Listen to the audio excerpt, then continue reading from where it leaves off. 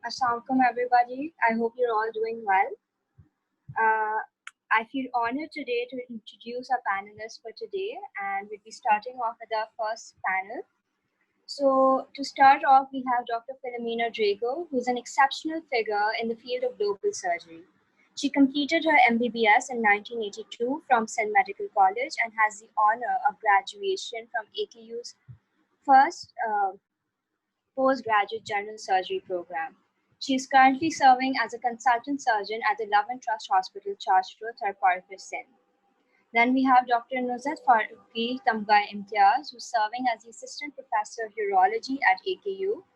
Since 2015, she has been serving as the kidney and bladder service line chief. She completed her MBBS from Buckeye Medical College, and from there on, she completed her residency in urology from AKU and fellowship from the College of Physicians and Surgeons, Pakistan.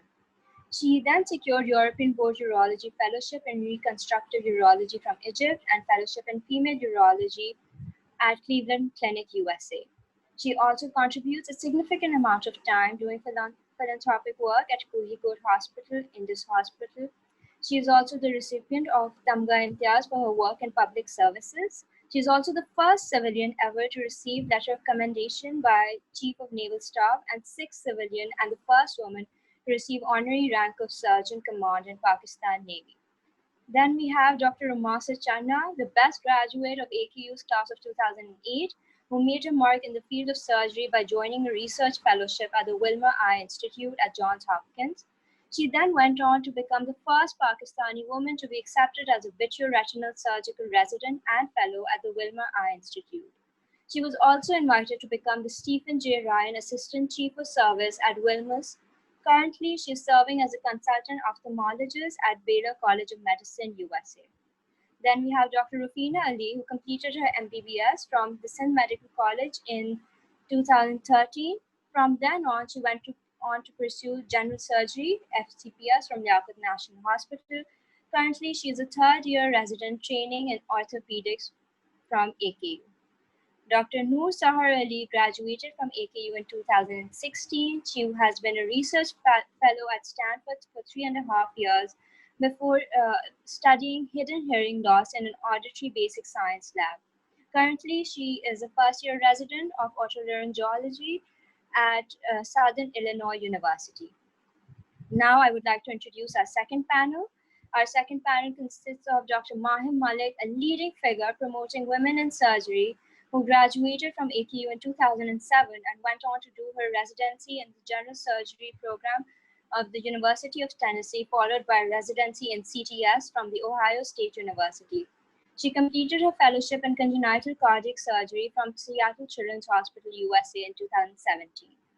Then we have Dr. Rahira Mohsen, winner of the Best Teacher Award in 2010 from AKU, who's a well-esteemed urogynecologist who graduated from the Rawalpindi Medical College.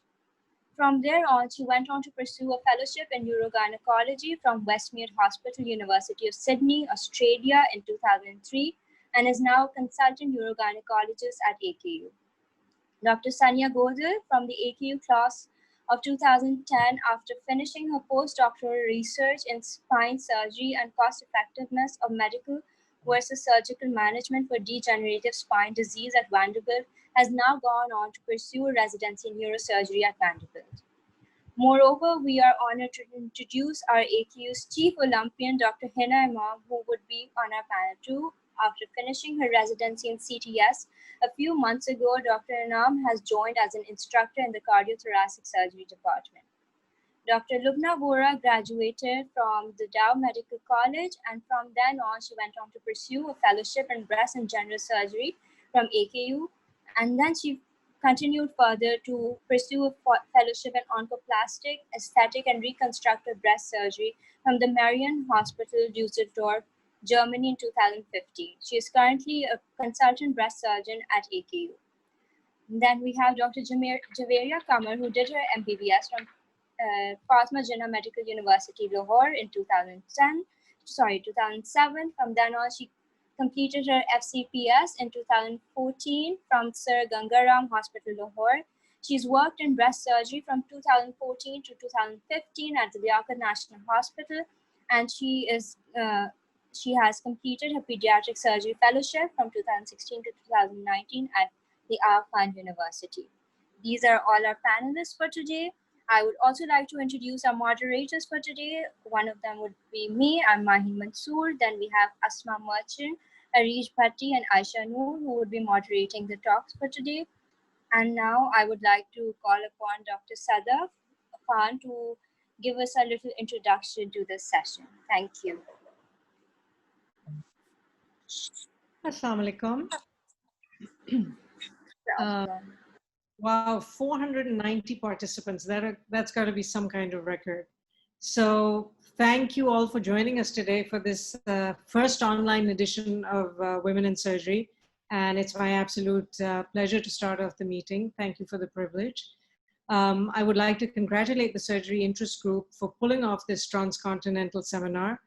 I hope we will be able to learn from the rich and very varied experiences of our panelists and be able to engage in some meaningful dialogue.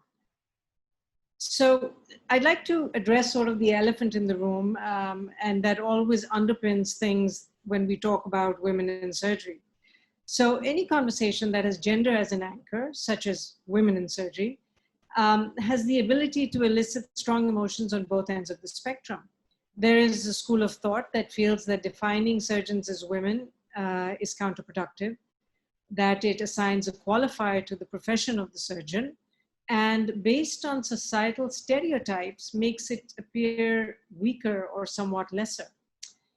On the other end of the spectrum, there are those who feel that the social and professional challenges faced by women surgeons are entirely different from their male counterparts. And they feel that these challenges must be explicitly addressed to allow these women surgeons to reach their full potential. Now, where each of us fall on this spectrum is based on our life experience, and it really can't be generalized to anyone else. Every nuance of your life, ranging from the family you were born into, the family your spouse was born into, to the time your children were born, to the timbre of your voice, to your ability to hold your ground in an argument. Unfortunately, all of these little bits and bobs have the ability to alter your trajectory as a surgeon. And these issues may not be limited to women, but there are certainly a different set of challenges that are specific to women. So what I would suggest is that rather than dwell on the technicalities, all current and aspiring women surgeons must agree on coming together in as many ways as we can. And one of the ways to do this is to share our narratives, our journeys, for others to be able to use a map inspired by your journey. I hope that today will give us this opportunity, and I'm not going to say much else. And with that, I'm going to hand over the virtual podium. So thank you very much. Good luck. I'm sure this is going to be a fantastic evening. Thank you.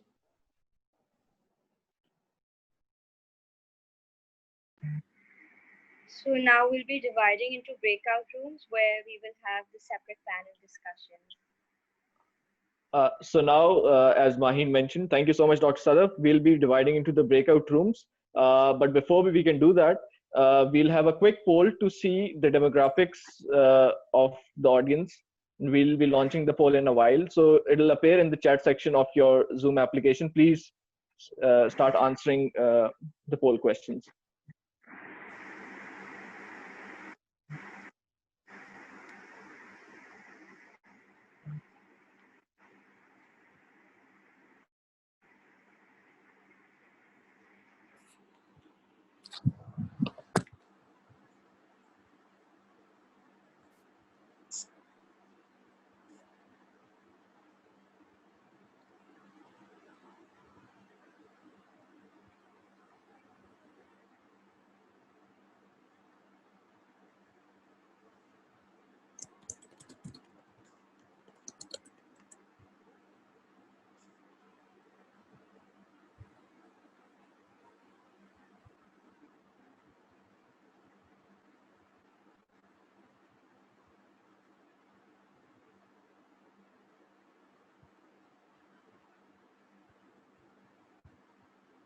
we have around 80% of the responses right now, just waiting for the final 20%.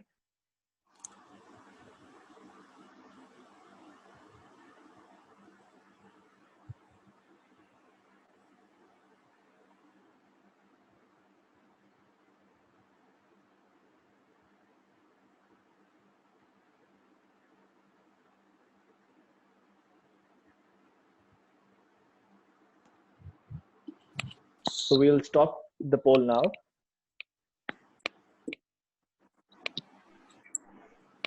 And the results are being shown on the screen. We have people joining us from Sindh, around 81%. We have 6 participants from Balochistan. 16% of the people are joining us from Punjab, 2 from KPK. And then we have around 6 people from outside Pakistan. Then the surgical subspecialty that they are interested, majority of them are interested in general surgery, around 30% of them, followed by plastic, followed by neurosurgery, then obs and gynae, followed by plastics and orthopedics, sharing almost a similar number. And then in the year of medical school, we have majority of our participants who are from final year, followed by second year, and then fourth year, third year, and first year. So now we'll move on towards our breakout rooms. We'll share how you can join the breakout rooms in a bit.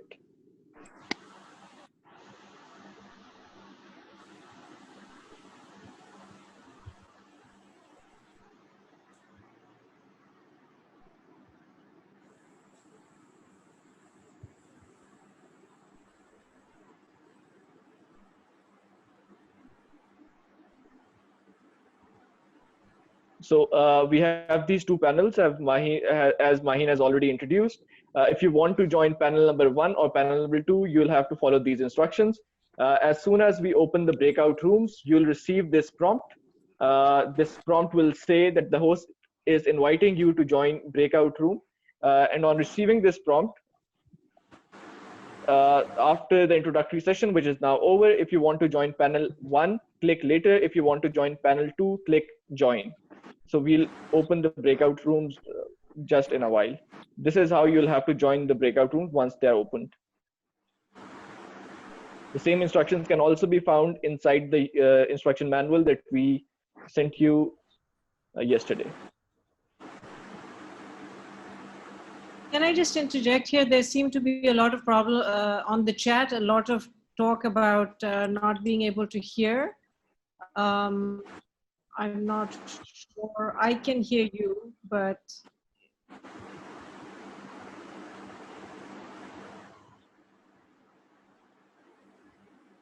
Manzar, may I request you to activate the breakout rooms? You are the host now. Yes, I'm working on that. For those people who can't hear us, they have to join with their computer audio. There will be an option on the bottom left. And we'll be starting off now. And our first question for all our panelists is that women are often discouraged from pursuing surgery. So what was something that made you sure that you really wanted to follow this path? And what are some of the main challenges that you came across during this journey? So, anyone who would like to start first?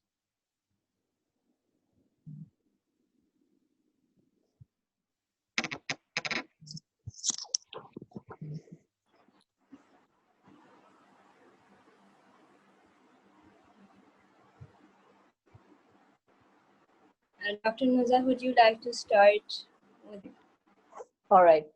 So when I said during my house, in fact, before my house up, I knew that I could only do surgery. Maybe I had a tube vision. And when I said it in front of my teachers and mentors, I said, well, how can you do that? Ladkiyan shaadi karke ghar baithti hain or whatever, you know.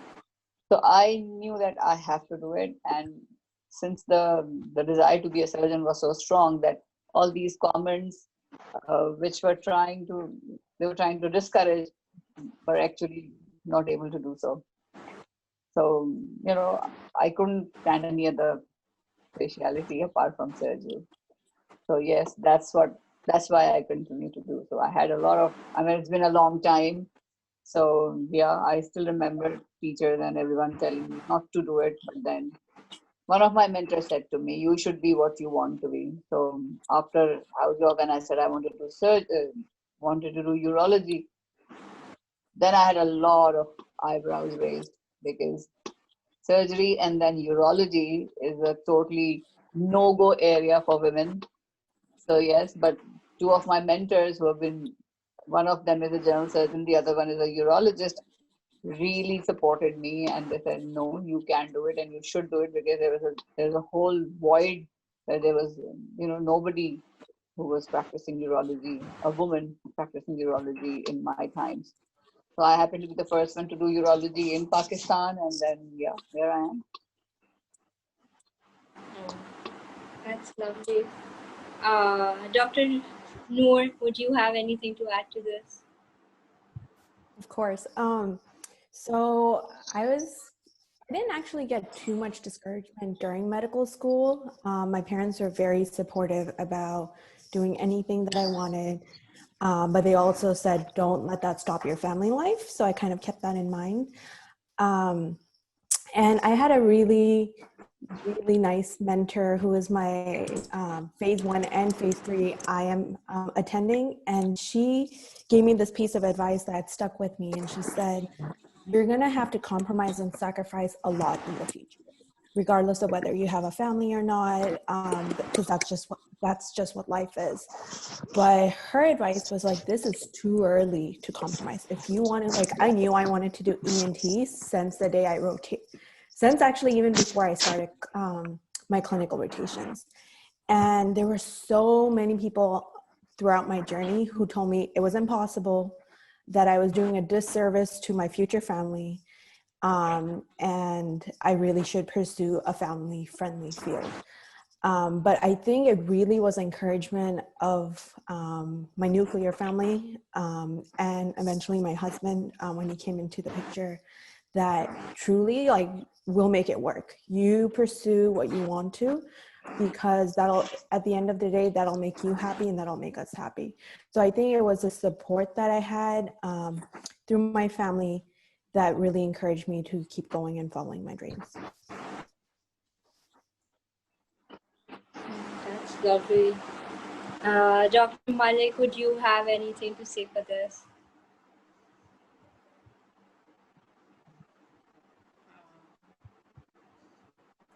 Dr. Mahim Malik, could you hear me?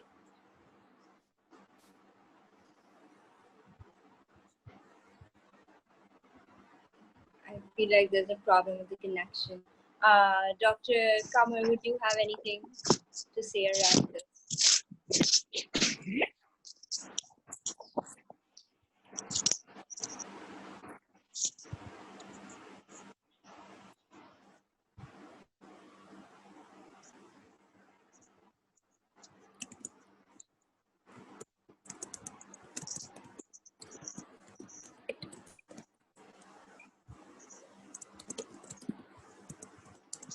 Hello?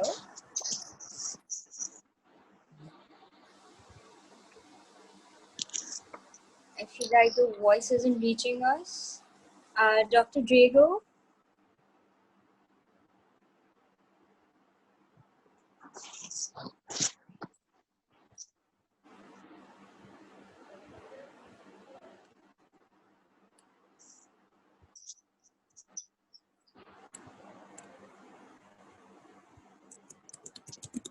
Hi, can you guys hear me now? Yes, yes. All right, so sorry, I think I was muted over there. So I think that, it's kind of, you can probably see what the common theme is, and it's going to start getting repetitive in a while when all of us are going to be saying the same thing, that, it's very important to have the rule number one is that you need to have supportive mentors. You need to find that one person in your life at some point in your career that is going to be the one that encourages you to do what you want. And I kind of I got lucky with that also. that I had not mentor so much, but just people around me who just, you know, just took it in their stride. That I said I wanted to be a cardiac surgeon. It was, yeah, okay, sure, go ahead. You know, you can do whatever you want. So it wasn't even a question about whether it's something that I could do or not do, or, you know, should I do it or not do it. That never even came up. But I think, as Dr. Nozat pointed out, and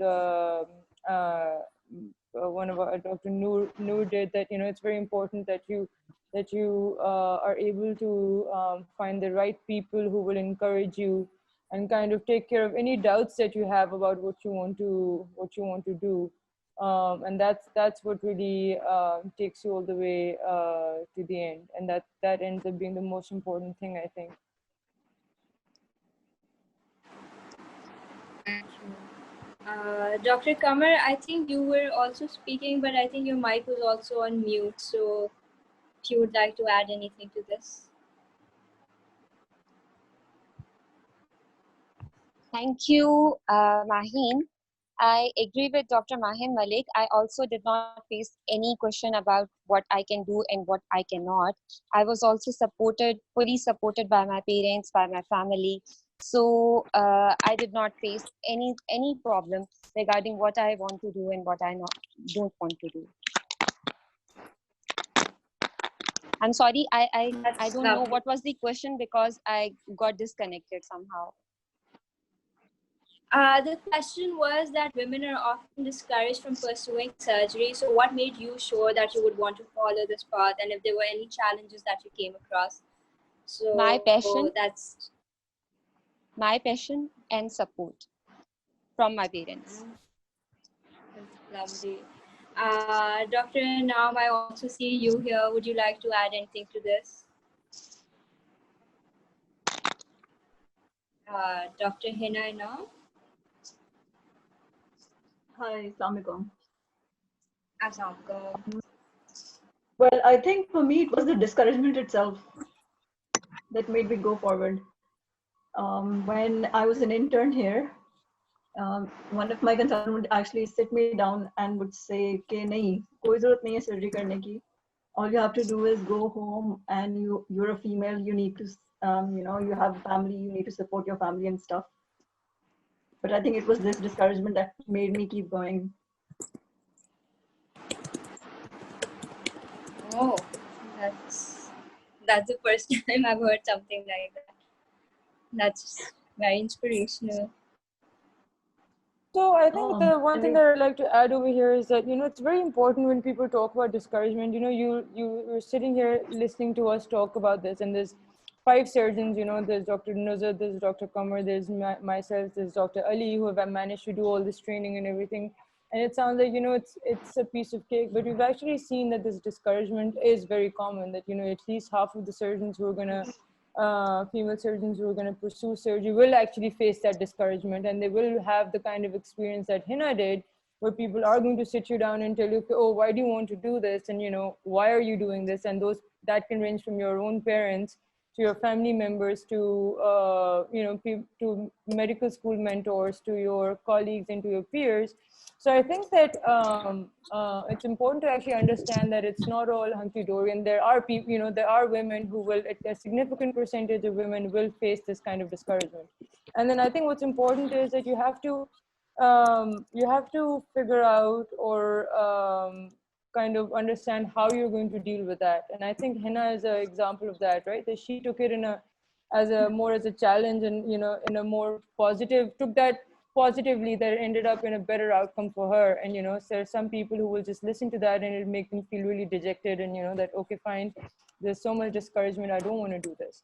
So I think that that it's important to, you know, to be prepared. I mean, I hate to say this, but it's fairly common that you will have people who will discourage you from this.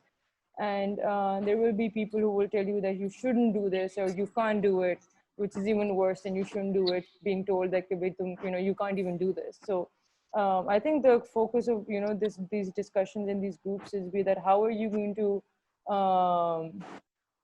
be able to deal with that, you know, getting lucky like some of us did with, you know, not having to face that discouragement is really not how, unfortunately, that's not how it's going to be for everyone.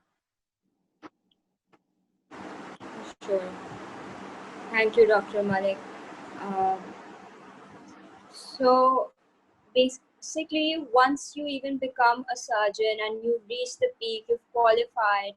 Yet there are instances where I've heard from a lot of consultants that they feel a bias not only from their co-workers but also from their patients. They are told that they would not be operated by a female surgeon. So have you ever come across such a thing? And if you did, how do you deal with it? Like, what is your um, answer to that?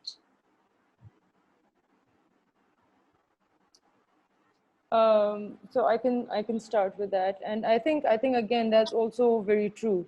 That you will hear that from patients and co-workers and nursing staff, and the way I dealt with it was basically, I think people know when you mean business, right?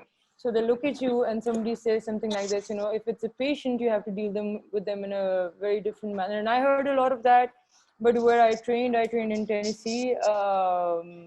At a in a bigger program which had a very certain demographic, mostly in Memphis. So I'm not sure if it was a gender thing or it was a race thing, but I got to hear that fairly often. So I don't want to assign a particular reason for that. Oh no, that people said that to me. Patients said that to me because I was a woman. It could have been very well because I was brown, or I was whatever. It could have been any one number of those reasons. And I think the way to deal with that is that you just ignore that and you move on, right?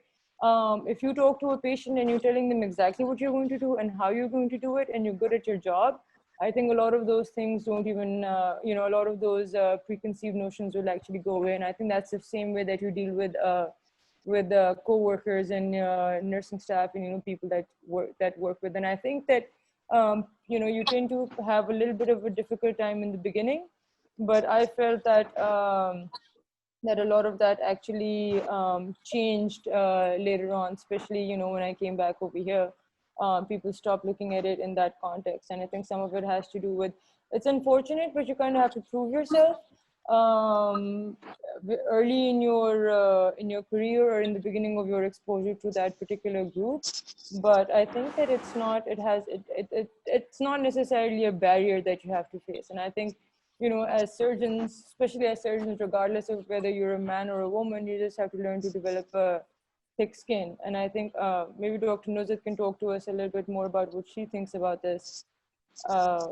Maybe her experiences have been a little bit more different than mine. Well, it's thank you. It's both ways. I mean, I've had patients who would be happy that I'm treating them because they think women are better surgeons. I don't know, but that's what they think. And then there are patients who would enter the room and say, "Oh, Dr. Farooqi is a woman." So both these notions are there.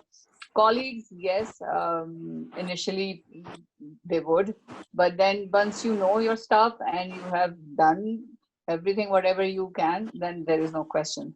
So yes, initially, even, when I graduated and joined the program, I got a message from a gynecologist, fellow gynecologist, and she said, she's a senior one, and she said, "Oh, you've done your residency?" I said, "Yeah."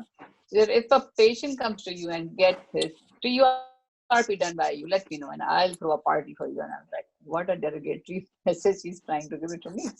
But then there was a patient really after a few months who had to have a TUR, and I was so scared. And that sentence kept on, ringing in my ear like, oh my God, what if something goes wrong? So I told him, look, there are 8 senior surgeons. Please go to one of them. And he was like, no, you have treated me from day one. And then I would like you to operate upon me. So yes, these things would come your way. Of course, I'm not saying that everything is going to be very, very fine and, you'll do good, but you have to keep on going, and that you're trained, that you can do it.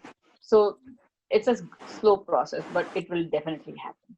So now nobody questions my skills at this point in time, but initially, yes, people would question, but once they know that I can do it, then that's all history. That's great. Would anyone else like to add anything to it? Any of their experiences that they can share? I would suggest that you need to have a thick skin. Maheen? Hello? Yes, Dr. Yeah, Diego, are you here? I would just like to say, this is, Philomena. So Yes. I would just like to say, I'm probably the oldest surgeon on this panel. I'm the only one with white hair. And I have never had any problem, being either in the residency, being a woman, or even, in practice. I have men coming to me with all sorts of, hernias and hydrocele and hemorrhoids. And for some reason, it's never been a problem. Maybe because I have white hair, I don't know. That's lovely to hear. That is great. I want to say something. Yes, please. So, yes, I also didn't face, if ma'am says that she didn't face anything such kind. So, I also didn't face something like that. Actually, you have to build rapport with your patient. And yes, some people are not comfortable with women seeing them, like they can be adolescent males, they can be adolescent females who don't want to see male surgeons. So this is really their choice, and it is not their bias. It's just their own choice, and we should, regard that. If we are the only one available, then we can build rapport with them. We can really talk to them, and they will understand. Most of them will understand. So this is not really a barrier.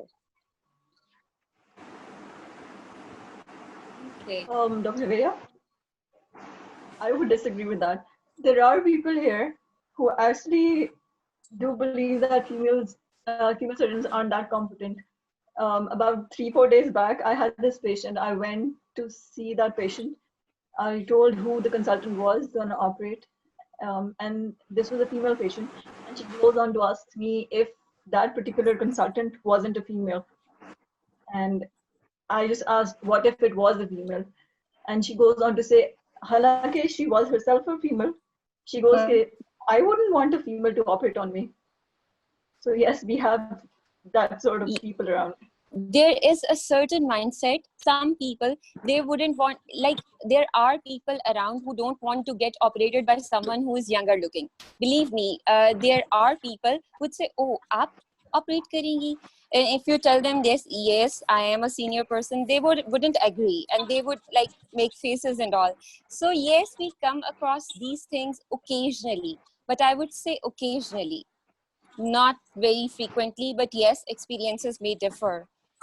I think we should agree with Dr. Mahim. We need to have a thick skin, and that's just it. Yes, exactly.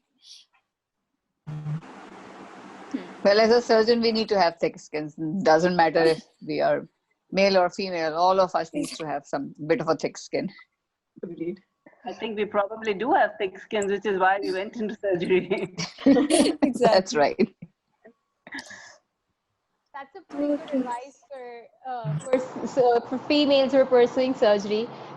Furthermore, there were a lot of questions about how you balance your professional and personal life. So we all know that whether we're in training or whether we've done our training, we have to have a lot of hours committed to our professional life. So how have you balanced your personal and professional life and maintained that balance? So okay, so I have and I'm fairly certain that some of maybe the older surgeons will agree with me or not, and I have a lot of gray hair also, so I think I can say this, that back when I was a resident or when I was in training, nobody ever talked about this, right? This whole like work, I'm not saying it's not important. It absolutely is, because you can't say that anymore. But this whole work-life balance is a new concept. And the way I look at it, so this is how I look at it, right? I trained for 8 years. And then I went into practice. So from the time of graduation to my entire training, it was 8 years of residency, which is like 8 years of over 80 hours a week, 8 years of 2 weeks of vacation, and that was it. And if you ask me now, I will tell you that that was not enough time for me to learn to do what I do now, right? So this is how I look at it, and this is what was fed to me, and this may be something that's not, something that the younger people are going to agree with, but The time that you spend away from the operating room or the hospital is the time that you've lost. At least in training. I'm going to say this for training for sure, that is time that you have, that's another case you could have done, that's another patient that you could have seen, that's another consult, another, another whatever that you could have seen, which I miss now. In my head when I was training, I said, oh, 8 years is too long to train, but now I'm thinking, well, maybe I should have, maybe I should have spent more time or done more cases. So it's almost never enough, because you have to understand that it's a finite amount of time that you're going to be in training, and that is very, very, very precious.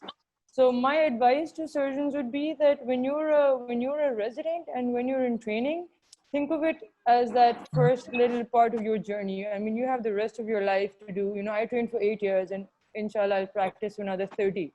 Right? So that's a fraction of my total time as a surgeon. So that's a very, very precious and a very, that time you will not get back when somebody's holding your hand and learning and telling you how to do stuff and, taking responsibility for everything that you're doing, that you're not going to get back when you go into training. So you can balance all your other things and the rest of your life for the rest of your life.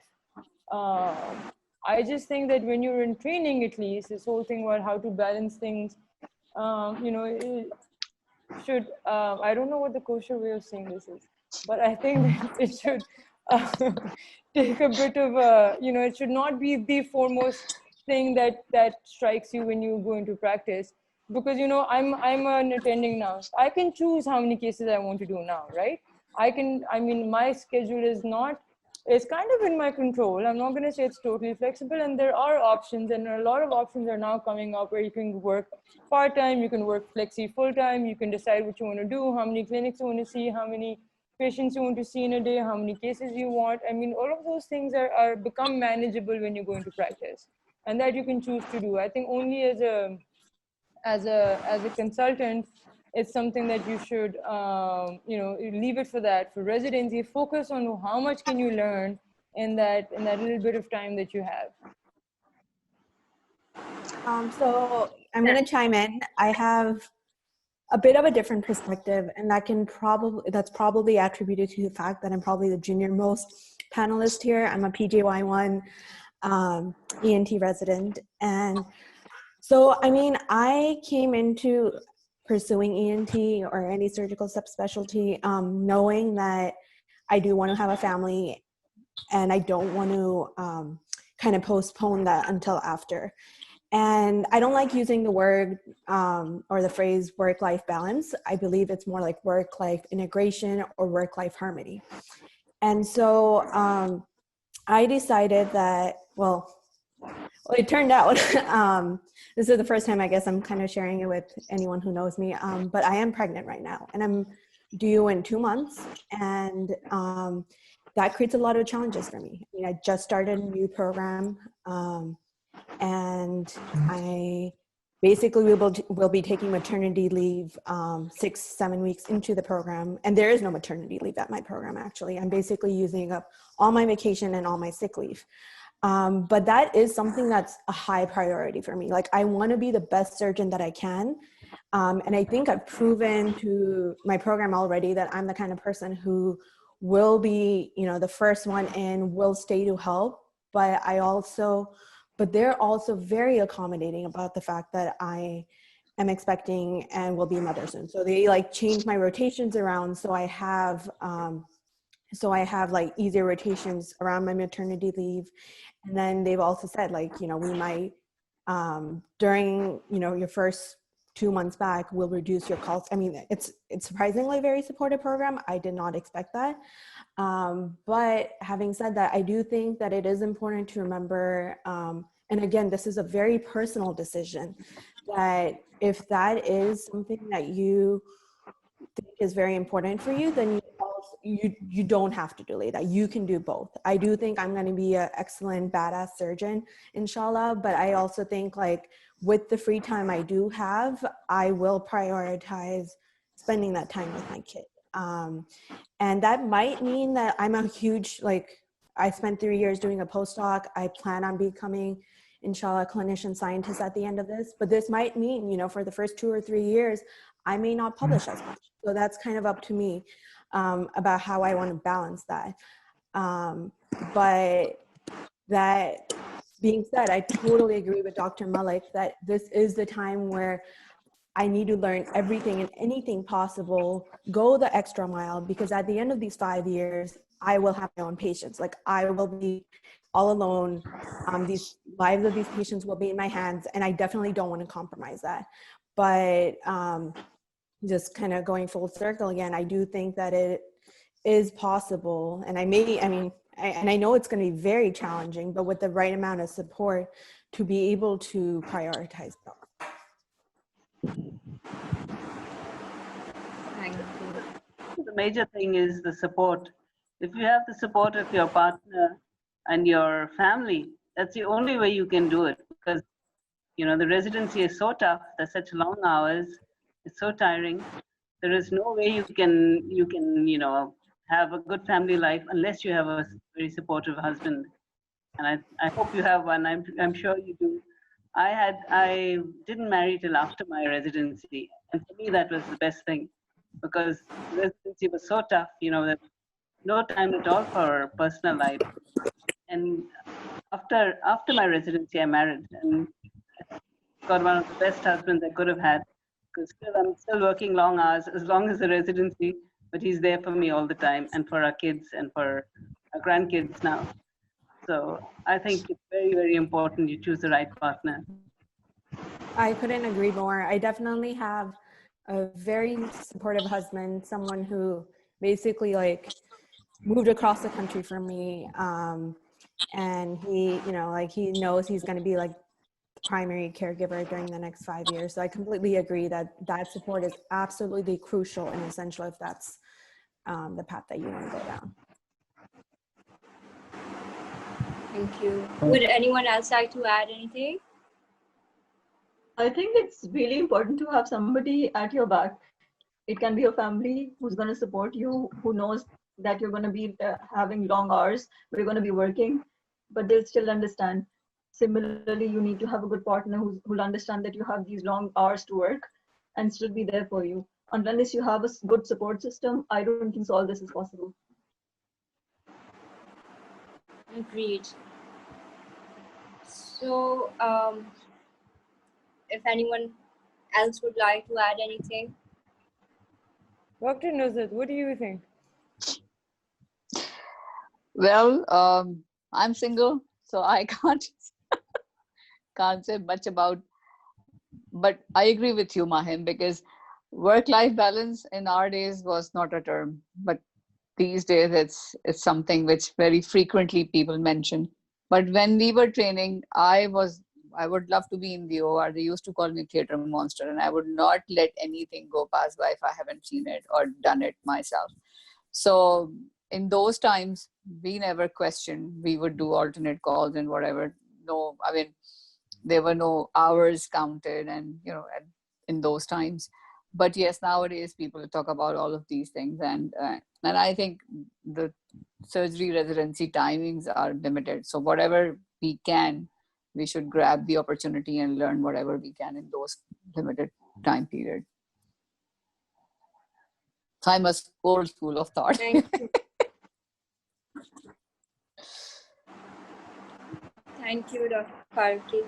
So this question that we have is for the people who've taken up fields which are generally considered absolutely not for women, for example, orthopedics.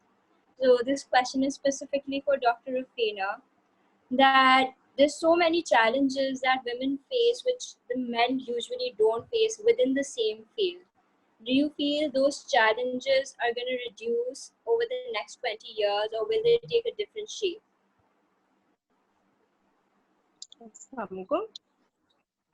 Do you hear me? Yes. It's like orthopedic surgery is someone like feeling like it's a main dominating field, and a huge builder and bodybuilder may is waiting. And when I joined and when I decided to do orthopedics, everyone is shocked. It's like, why are you doing orthopedics? And what are you being to do, कि तुम क्या करोगी orthopedics में और क्या कर सकती हो, क्या करोगी. So that's a fine what to do to fixing the bones. Or initially there is some difficulties in my trainings that whenever traction is required, so my male colleague was that leave it, Rufina, you can do it. And now for the passage of time they can understand that yeah, I can do traction, I can do all this stuff. I as more of the females are coming in these fields, so for the next upcoming 20 to 10 years, it's not ever been a male dominated field. It's like subordinate.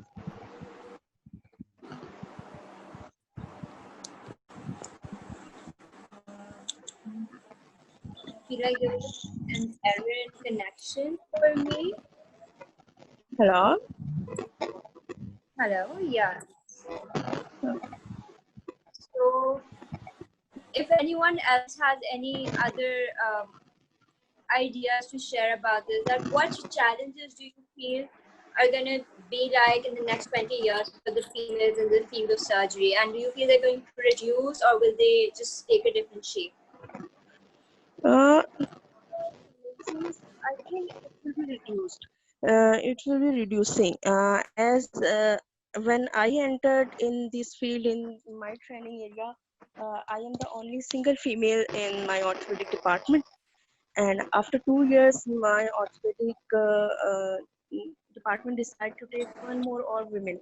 So she will be another female resident is also in orthopedic department. So this is a good sign. Okay, people can understand that women can do orthopedics, and they are all over the world.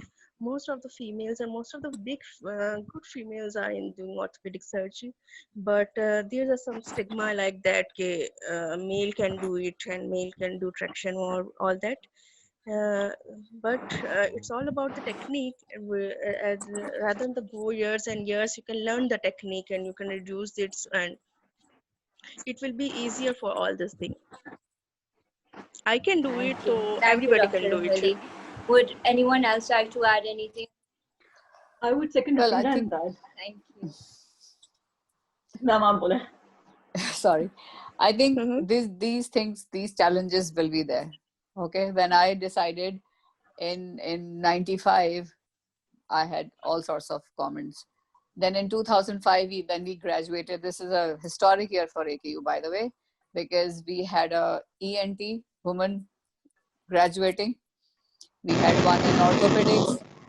We had myself in urology, and we had three in general surgery. So this was the time in 2005, we were like all women, mostly women in all the subspecialties of surgery graduating from our own programs. So this is 2005, and now we're sitting in 2020 discussing the same thing. So I think these challenges will be there for all of us who decides now to do it. But with the passage of time, maybe, because now, for example, in urology, we have almost 6 to 7 which we have graduated from our own program in AKU. The acceptability is getting better, but still, I think the younger lot will still will face a bit of challenge anywhere.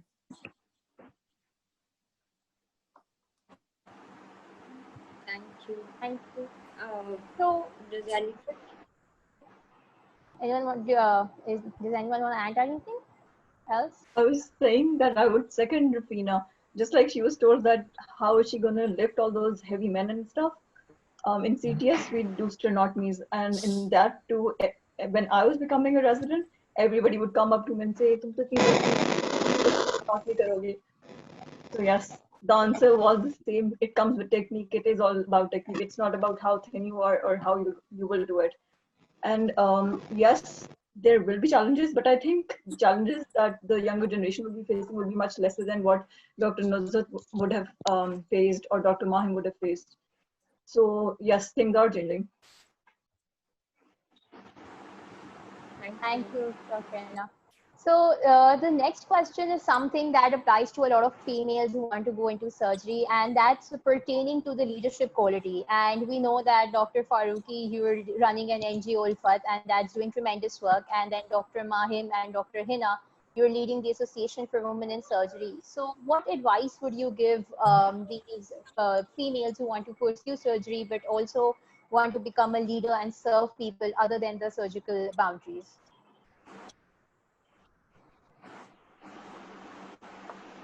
Dr. Farooqi, you can start it off. Well, everything comes with time. When I was doing surgery residency in urology, I never knew what is going to come in the future. And you just need to be headstrong and continue doing whatever you're doing. I mean, I've been to Egypt for my fellowship, I've been to Cleveland for my fellowship, and then when I came back, my career took another turn. And apart from being a urologist, and I, worked in disasters and had my own NGO, and then I've been associated with so many other NGOs as well. So it comes with time. You need to be headstrong. You need to know what you want, and then you will be able to achieve it. But it's a slow process. It is not going to come in a daytime. It takes time. So, it's been a long journey, but yeah, everything is achievable. Dr. Hina, you want to add something? So for us, it's been a long journey as well. When I started off with this idea of Association of Women Surgeons, I had to go around with a lot of people asking what to do and whatever. And now that we have it established and stuff, I think you can do whatever you want, just like Dr. Nusrat said. And agreed, everything is achievable. You can do whatever you want.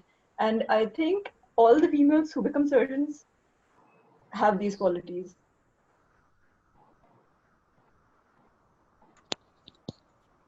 Thank you, Dr. Hina. Dr. Mahim, I think, is not here right now. So we were just discussing how you have taken up. Can you guys hear me? Yes. Sorry, I got disconnected. What was the question? So the question was, okay. So the question was regarding the leadership qualities, and we know that you were leading the Association for Women in Surgery. So we just wanted to know, other than the surgical qualities, how can females who want to pursue surgery can also attain those leadership qualities? So that was the Agree with above.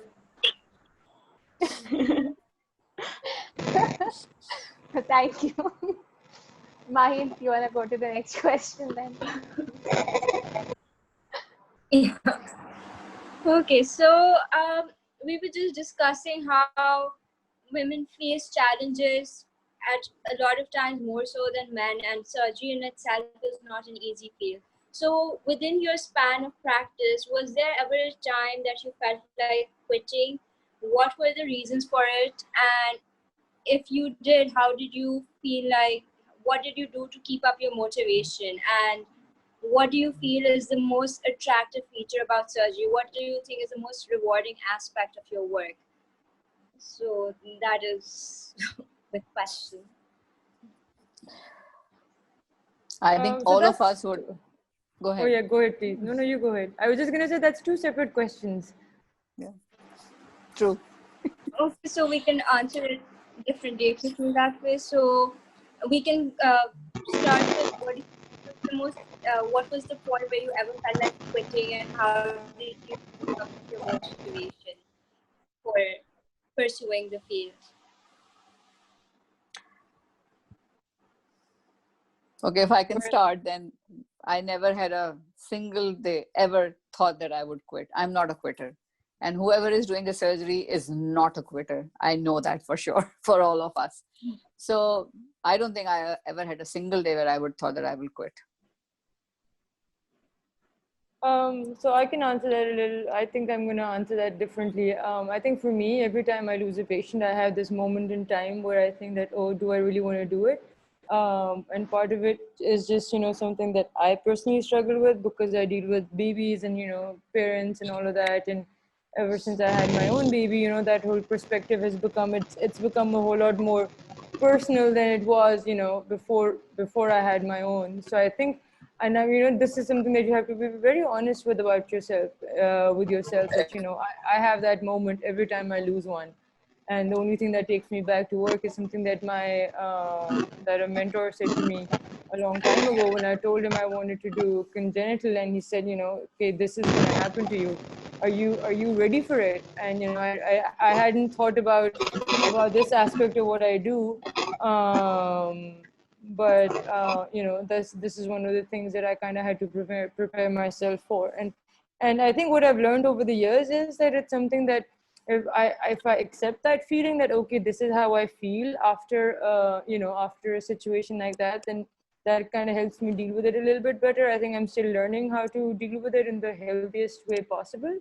But this is not to say that I don't have those moments when you think about it. And I think that has nothing to do with anything other than, you know, just the nature of what I do and how I feel about it. And you know, part of it may be that I take every single case and every single patient that I do, I take it all very personal. You know, everything is just if people tell you not to take this to heart, but that's the only way I can do what I do, and that takes its toll on it, right, on myself, right, and that has a price that I pay every single time something like that happens. Thank you. Would anyone else have any experiences to share regarding this?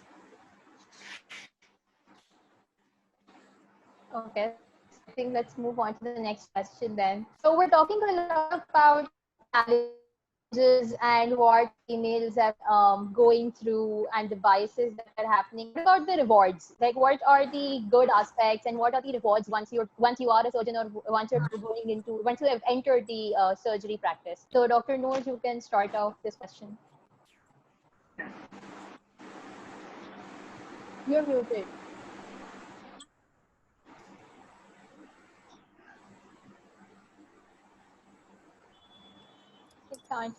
Dr. Noor, I Yeah. think you're... Okay. I was saying I don't think I'm qualified to answer that as of yet because I haven't entered like my own practice and I'm still training. But I do think being a female in a surgical specialty actually gives you, I mean, and there's research actually about this, that, you know, we're more empathetic, we're more able to relate to our patients. And we bring this wisdom with us, emotional intelligence, I should say, that our male counterparts may necessarily not have. So I do think that's an advantage of being a female surgical healthcare worker. But I'm gonna let the senior more surgeons answer this since I'm very inexperienced right now. Dr. Inam, you wanna start and then we can move on to the more senior faculty. Well, it's the rewards are when I can the answer. patients are okay, they go home well, and even when you've had a patient who's gone through a really long bad hospital stay, and that patient comes up to a clinic and that patient's well, I'll go through. One was a small child that we had post-operative. That kid actually underwent about 20 to 30 CPR runs. And we thought that the child won't make it. Eventually, the kid got well. After a while, came to the clinic, and a few days back, the father sent us a picture of him at Clifton. That was the best moment of my life. Having that kid smile in that picture was all the reward that I wanted. There was another patient. This was a patient, post-operative patient, didn't have a very well post-operative course, and the patient eventually died. But as the tenants came in to take the body away, one of the tenants came up to me and he handed me a card, and that card was a thank you card. Even though they were taking the dead body home, but they were thanking us for all the work that we'd done on the patient. So these are the small rewards that, you know, tell you that maybe you're doing the right thing.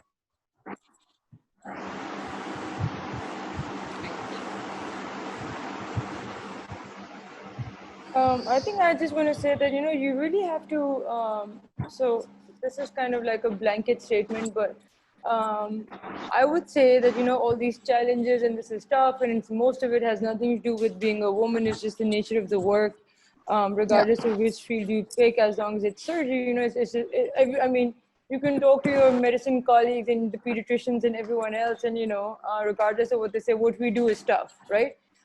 As the operating surgeon, as you're attending what you do, the decisions that you make, I mean, these are not easy. It doesn't matter what your subspecialty is. These are tough decisions, and you have to be able to make those decisions. So I would just say that, just do it if you really, really, really, really want to do it. And that's it. That's the reward for it, right? You walk into that operating room, and every single day for you, that's a privilege that you have. And being able to do it every single day, that's a reward in itself. And you have to love it to where this is, you walk in there and that's your happy place. Like Dr. Nuzat said, that they should be like getting that scalpel out of your, prying that out of your cold dead hands. That okay, up to chhod do, right? So this is how much you really want to have to do it. That's just my comment. And every single thing, do is a reward, is a privilege that you have. Because just think about it, how many people do you know in your life who do what they do for a living and actually make money out of it and have a good life, right? A lot of people that you see that walk to their offices and go to work and whatever, they're just doing it for one particular thing and not necessarily because they love doing what they do. We're that very small percentage of people who can actually do what they love for a living. And you have to take that, you have to consider yourself lucky to be able to do it, and that in itself should be your reward. It shouldn't be anything else other than the fact that you get to do what you love, and that makes it totally worth it. If there's any other reason why you want to do surgery, you shouldn't do it. Yes, I totally agree with you, Dr. Mahim. I mean, I used to tell my students and interns that if you are holding a retractor in a 12-hour surgery or 8-hour surgery and you see nothing and you still are happy being part of that operation, and then you enjoy even just holding a retractor, that's when you should know that you can do it and you love it, and then continue to do it, because it's not easy. It has its own challenges, ups and downs. You have a complication which you're answerable of. Everything revolves around the surgeon then. So it's not easy, and I think it takes quite a hell out of you when so. But then this is what you want to do. I want to do something with my hands. That's why I'm doing surgery. Okay. And I agree, it's a privilege that you continue to do whatever you want to do every single day and being paid on. Thank you, Dr. Faruqi. Dr. Drago, would you like to add anything to this? Okay, I missed a lot of what was said because I lost the connection. But I think, Okay, I can repeat the question. Okay. What was the question? So the question was that what do you feel is the most rewarding aspect of your work? And for you specifically, we also had another question that since you are working in a low resource setup at Chachro, how do you feel like, what do you feel were the challenges that you had to face to establish your stronghold in a rural setup especially? Was there any difference with what your experience was at AKU, and how is it different? Like, I'm sure it must be more rewarding to work in that setup because the challenges there are much different and harder. So if you would elaborate on that along with this as well. Oh yeah, there's a world of difference between AKU and working in the desert. But both places are very challenging, and working in AKU is not easy. You've got a lot of competition, and you've got very high expectations there. In that sense, working in the rural areas is much easier because people come to you, they have nowhere else to go. You're one of the few people who are working for them. So whatever you do for them, they're very grateful. And because the fact that you are one of the few people who can do something for them, you do your best. You don't take it lightly that, they're poor people or they don't know what. You really do your best because you're the only one there. And I think that you know, there's not, the challenge here in the low resource area is more challenging, but also more satisfying. You know, you become very innovative. You begin to use ordinary everyday things in the theater, which you would never dream of doing in AKU. You'd be thrown out of the theater if you did it.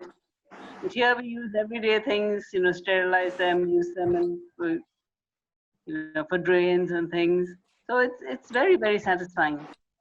And I think, you know, I would encourage all the young would-be surgeons, come out and spend some time with me. I would welcome anybody who wants to come here and spend some time, you know, see a very different side of surgery, equally rewarding, equally challenging, and but very different. Thank you, Dr. Grego. Thank you for your invitations. We had a great time and we also visited. It's a great experience. So, if anyone else would like to add anything to the rewarding aspects of surgery. Okay.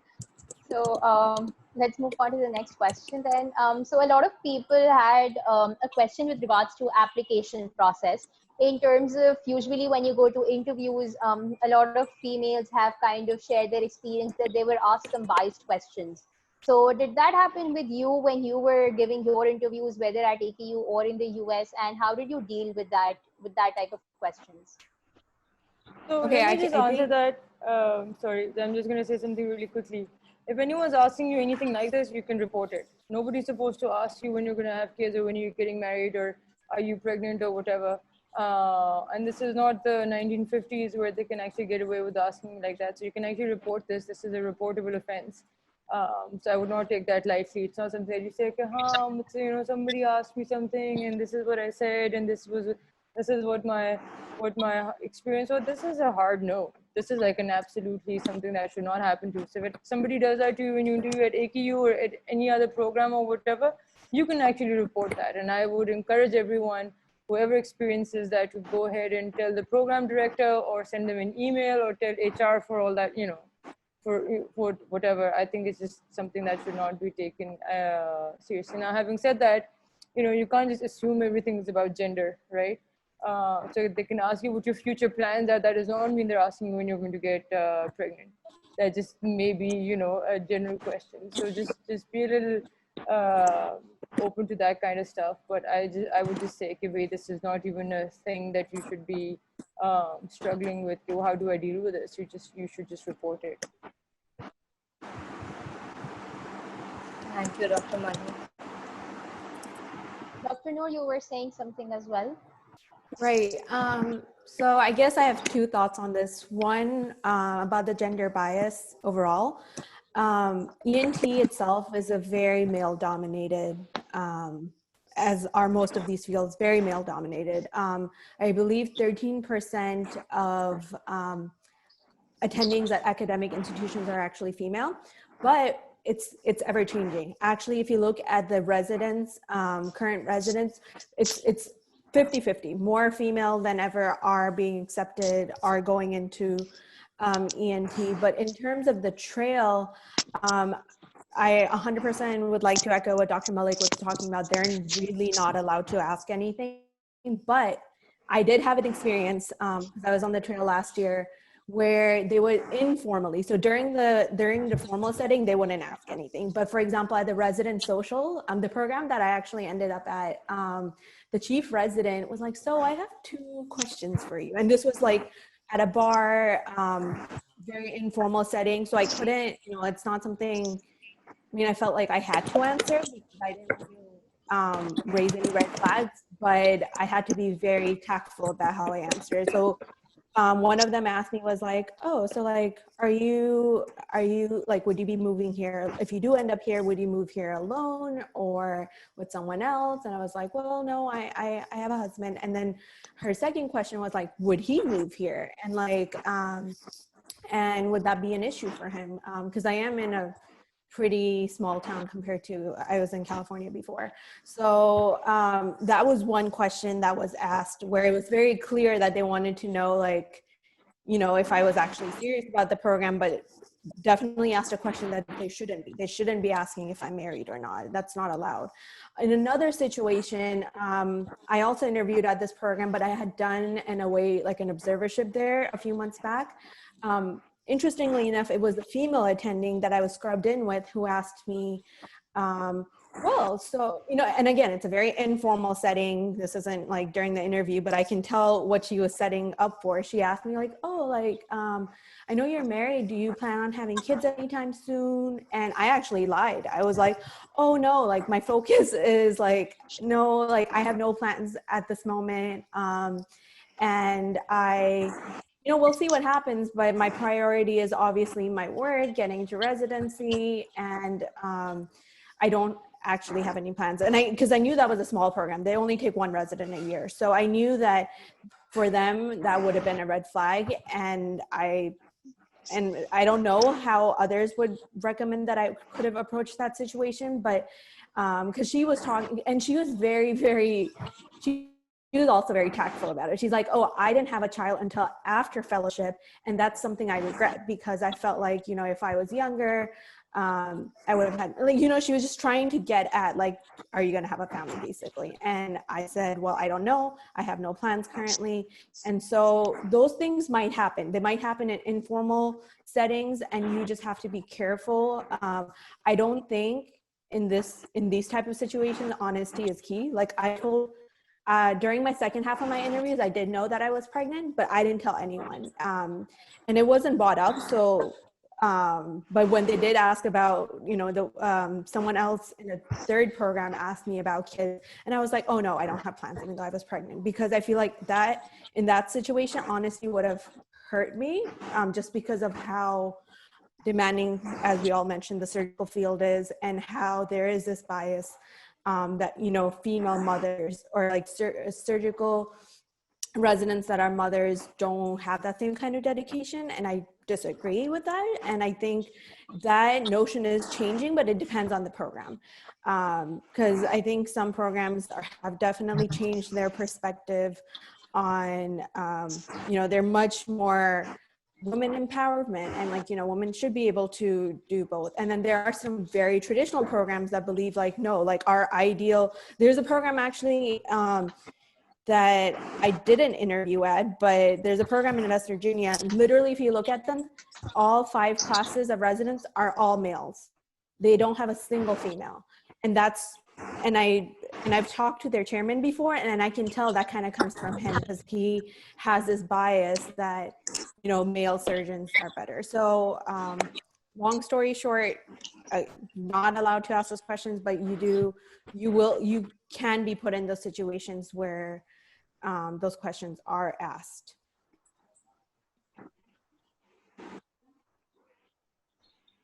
Dr. Hina Can I and add Dr. something? Farooq.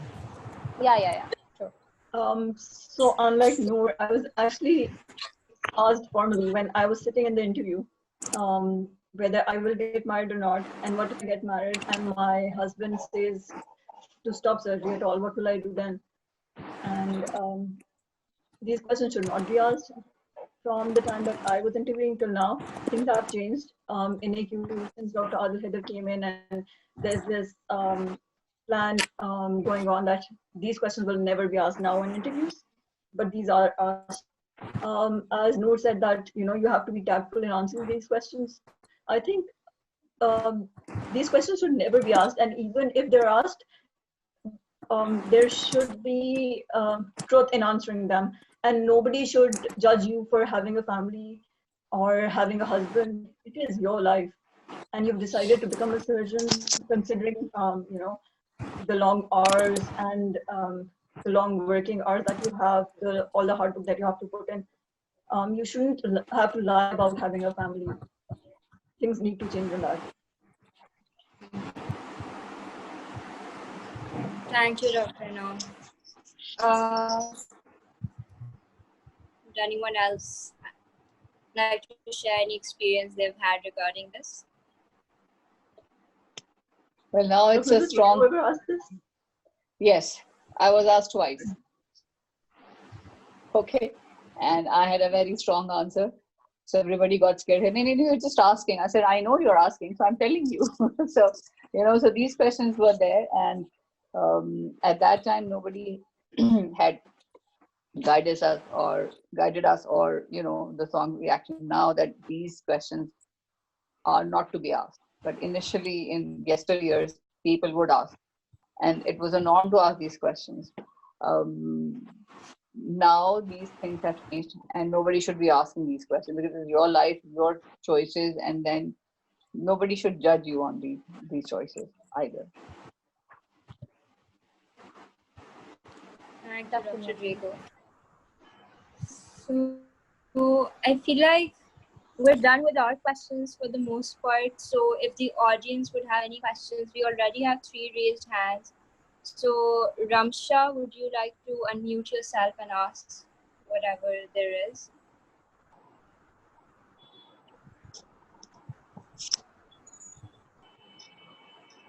Hello, can you hear me? Hello. Yeah, Ramsha. Hello. Yeah, we can hear you. Go ahead. Yeah, we can hear you. Sweet. All right, thank you so much. First of all, thank you all to all the great surgeons here for taking out time and talking to us and sharing your experiences. And I can see that it is not very easy. It's not a very easy path for all of us women to get there. But hopefully we will make it one day. And as a aspiring surgeon myself, a fourth year medical student at Al Khan University right now, inshallah, I hope to see myself at one of your positions one day. I had my hand raised before to ask this one particular question, and you guys have addressed it. It is about family orientation, like how, and this is more over to Dr. Mahin and Dr. Noor. So I know Dr. Nuzhat mentioned early on that biases will remain. Like there were biases when she was joining in 1995. It's 2020, they're still present. 15 years down the line, they'll still be there. But, and also people will look at you differently or, put you at a disadvantage if you want to start a family. So is there any way that we can ensure the program that we are joining in or looking at to interview, how can one actually make out how this program is? Because as Dr. Noor mentioned, her experience at some programs, she had to get her way around and like not actually be honest about a family. So is there what are a few tips, or how can I ensure that the program that I'm interviewing at, like what to say and what to say sometimes, So that would be my question. Thank you. So I think for me, the best indicator was actually at the informal socials with the residents.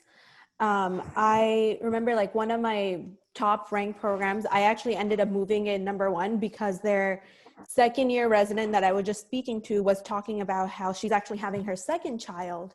And I mean, it was kind of like volunteer. I don't even know how it came up, but she was just telling me like, oh, like they actually have maternity leave, and that's something, and they're totally okay with that. She's having a second child in her second year. So you kind of get subtle hints from it. There was a different program where like, actually where I did my postdoc at Stanford, where like they said, one of the residents was talking about family life balance, and she said that there was only in the last 20 years, only one female resident has actually had a child, and that was because she was pursuing a T32 track, so she had 2 years of research in between. So that's when she had her child, not during her actual clinical surgical training.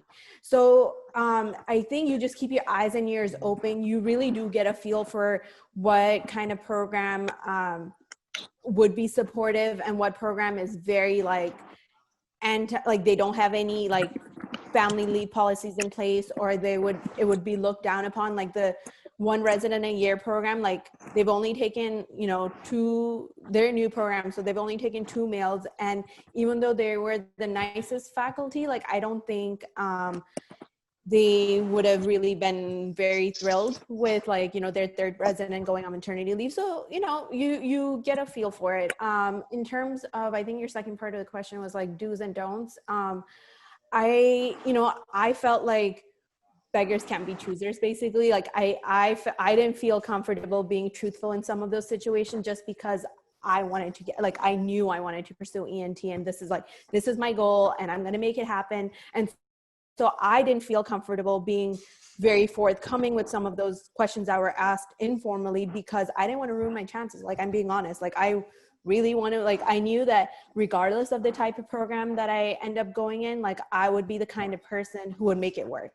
Like, I am not afraid of hard work. Like, that's something I feel like I've developed over the last 8 years, AQ and my postdoc, that I'm willing to put in whatever it takes to do whatever it can. And so I had that mindset that, you know what, there was another program that I interviewed at, and their first year resident was actually an IMG, and she was an intern and pregnant, which was like great for me. But then I also thought about, well, because they have one resident a year, you're on call every 4 days for the rest, like for all 5 years. And I was like, well, you know, I would make it work. Like, if she's going to make it work, I'm going to make it work. But like that automatically, I ended up ranking that program a bit lower because I knew that, well, you know, it's still going to be very, very challenging just because it's a very small program. That amount of support that you would get at a mid-level or a higher program may not, you know, exist. So, you know, it's a lot about being there. Now it's going to be different for people applying this year because they're doing virtual interviews for the most part. So it's going to be harder to get a feel for that. But, you know, you can always just look at like who makes up the program. Are they like all male? Like that one program I told you about, like I knew that, like, even if I interviewed there, I had a very low chance because I was female, because I was an IMG, and, you know, those biases definitely exist. So those are my 2 cents on this topic. Thank you. So we have some more raised hands. Rida, would you like to ask your question? Could you unmute yourself and ask? Hi. Assalamu alaikum. I hope you guys can hear me. Yes. Okay, Yeah. so my question is to all the surgeons and practicing. How do you think the pandemic will affect training for residents or particularly surgical residents in the coming years? What aspects do you think will be different and what will remain the same? Do you think it will affect particularly younger residents or junior residents because we'll be compromising a lot on the OR hours, so to speak? We might not be getting as many cases as our senior residents might have. So how do you think this will affect us? Man, I think it's gonna suck like it's gonna suck for the rest of us. So I don't think this is, I mean, I understand everyone, you know, for surgeons in training, this is gonna be a big deal. And, you know, we can only hope that things will start getting better, but it's no doubt, you know, even at our own training program, in the last 3 months, our cases have gone down significantly. You know, the amount of if I were in a 1-year fellowship or a 2-year fellowship, for example, this would be a major problem, right? So especially for subspecializations where the fellowships are really short, at least in the US, where you just have a year to, you know, do that particular subspecialty. So imagine being in one of those right now, and, you know, you haven't done any cases or very few cases for the last 3 or 6 months. I think with the junior residents, hopefully when things get better and this thing is going to be over soon, it won't be so bad. I definitely feel worse for the older ones who, you know, towards the end of their training, because this is that time where you really get that independence, and, you know, where you really learn stuff is in the last months of your residency. So I'm sorry to sound like such a Debbie Downer, but this sucks, man.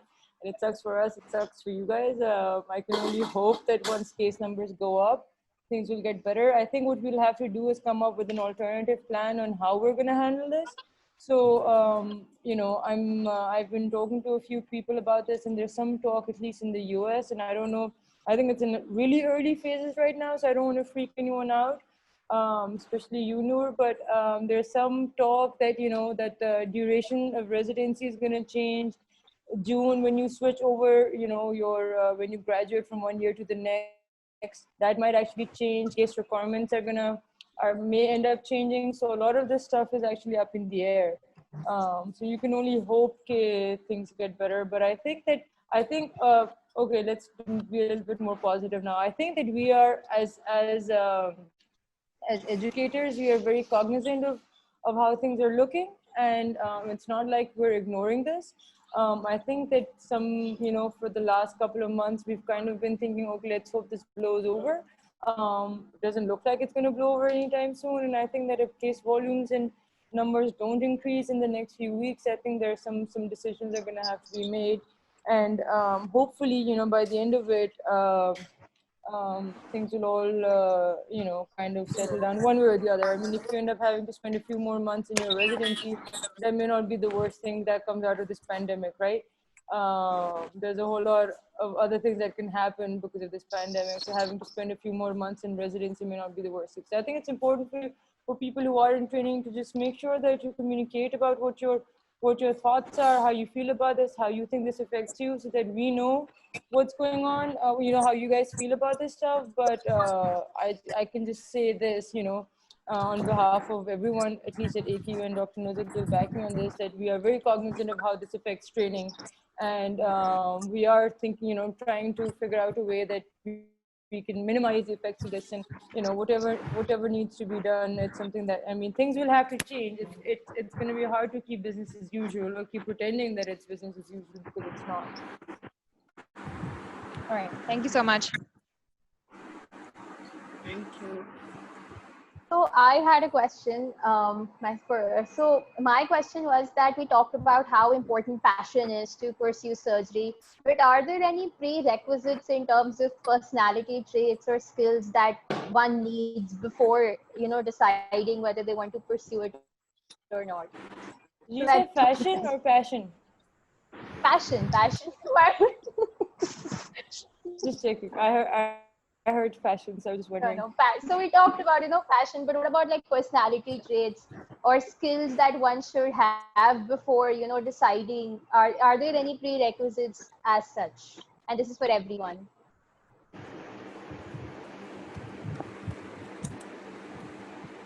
Dr. Faruqi, you can start off, maybe. Okay. I think passion is number one. And right when I decided, I was in med school, so I never knew what skill set would it require. But with the passage of time, you realize what you can do best. So one strong passion can take you anywhere, I think. That's what I would say. I would just say that, again, like I said earlier, you just really, really, really should want to have to do this. I don't think that there's any prerequisites in personality types. There's a lot of, I think that paradigm also, that thought process also has to change, that you have to be a certain kind of person to be a surgeon, right?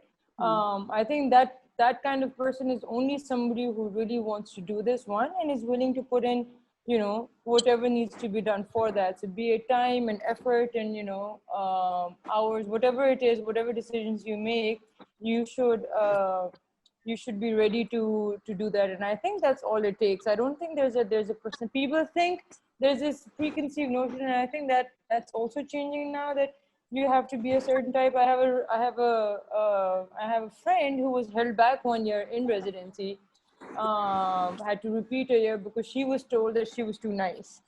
Like literally that, they didn't think she was, she had it in her to be a chief, so she should spend another year trying to, whatever that meant. And I mean, that's just ridiculous.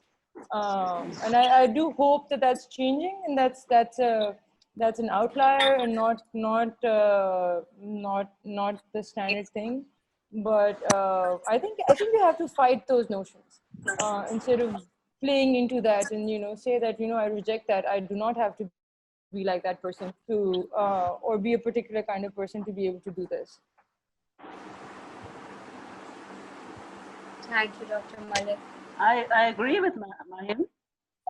I agree with Mahim because, the old perception was you have to be very aggressive and gung-ho to be a surgeon. And when I was in the residency, I was always being told that never make a surgeon, you're not aggressive enough. But I did. And the day I graduated, when I said, I was always told I was not aggressive enough. They said, well, you are aggressive, but in a very quiet way. So I think anyone who wants to be a surgeon has the passion whether they are aggressive or not, has it in them. I don't think you need to be any particular kind. Just have the passion and go ahead. Thank you, Dr. Dr. Inam and Dr. Ali, do you want to add something to this? So when I was starting out, I remember Dr. Rizwan Azmi sitting with us and telling us one thing that we should always remember, that there's no personality type for being a surgeon. Anybody in the world, whoever it is, can be a surgeon. And that is stuck to me. No matter who you are, you can be whatever you want to be a surgeon, whatever. So there's no personality type. And I agree with everything that's been said. I think the underlying and recurring message is just passion, resilience, and grit. I think it just comes down to those three things. And if you know that you want this more than anything, then you go to every length to achieve it. So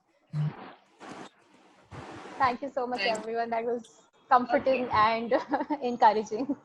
So I think we have one last question. Last question. Yeah. Okay, I have 2% on my laptop, so I'm hoping I can make it to the end of this. I'll just keep it really quick. Something that I've noticed when I was rotating in surgery was that I felt that often patients would be treated as the organ system and not the person themselves, right? And I understand that there's time limitations and also generally that the surgeons, I noticed this in most rotations, but in surgery especially, that the surgeon is focused on the operation itself and the results of the operation. But something that was discussed before was that women have more empathy as seen in studies, etc. But what else do you think as aspiring surgeons we can keep in mind when dealing with our patients to make sure that we treat them as a person and not as an organ system? I think one of the things to keep in mind is to always have like an ideal or a mentor in mind that you have seen who treats, a person as a person. I remember my first, I felt the same thing through going through my general surgery rotation at AQ until there was, Dr. Sadaf Khan wasn't a part of the faculty yet, but she used to come every year for a month or something. So my attending was away and I was with Dr. Sadaf Khan for a week and I was blown away. She spent a good 45 minutes, with a patient who she was seeing for the first time, and she walked through everything. She started from like what is going on, what she's gonna do, what the complications are, whereas the other attending that I had been with previously, literally because the person in front of him wasn't educated, he was like, you have this, I'm gonna cut you open, and that's that. And that was the extent of it. And for me, that was heartbreaking. I was like, how could you treat, a patient like that? Like, I understand that they're not educated and they're not gonna fully understand, how, what an abdominal hernia is, for example. But, so that was my first interaction with seeing someone who was very thoughtful and went through everything. And then I actually had the privilege of also rotating with Dr. Faruqi during my urology rotation, and she did the same thing. And me and her, like, I thought we were like a perfect women's team. Like, I enjoyed being with her, but she was another example where she spent time with every patient, made sure that the patient was comfortable, because we see that a lot of the times the surgeons are in a hurry. They say what needs to be done, do the minimum and get out. But whereas she actually spent time with the patients and made sure that, they understood what was going on. And I think that's very important. So I think moving forward, if you've met, if you've worked with attendings as such, keep those examples in mind and be like, that's who I want to be like. I want to be the kind of surgeon who, yes, I may be done an hour later during the day because I spend an extra 5 minutes with my patients, but that makes my patient feel more comfortable, and hence, that's what I want to do. That's what my goal is. So that's my advice. Thank you, Dr. Noor.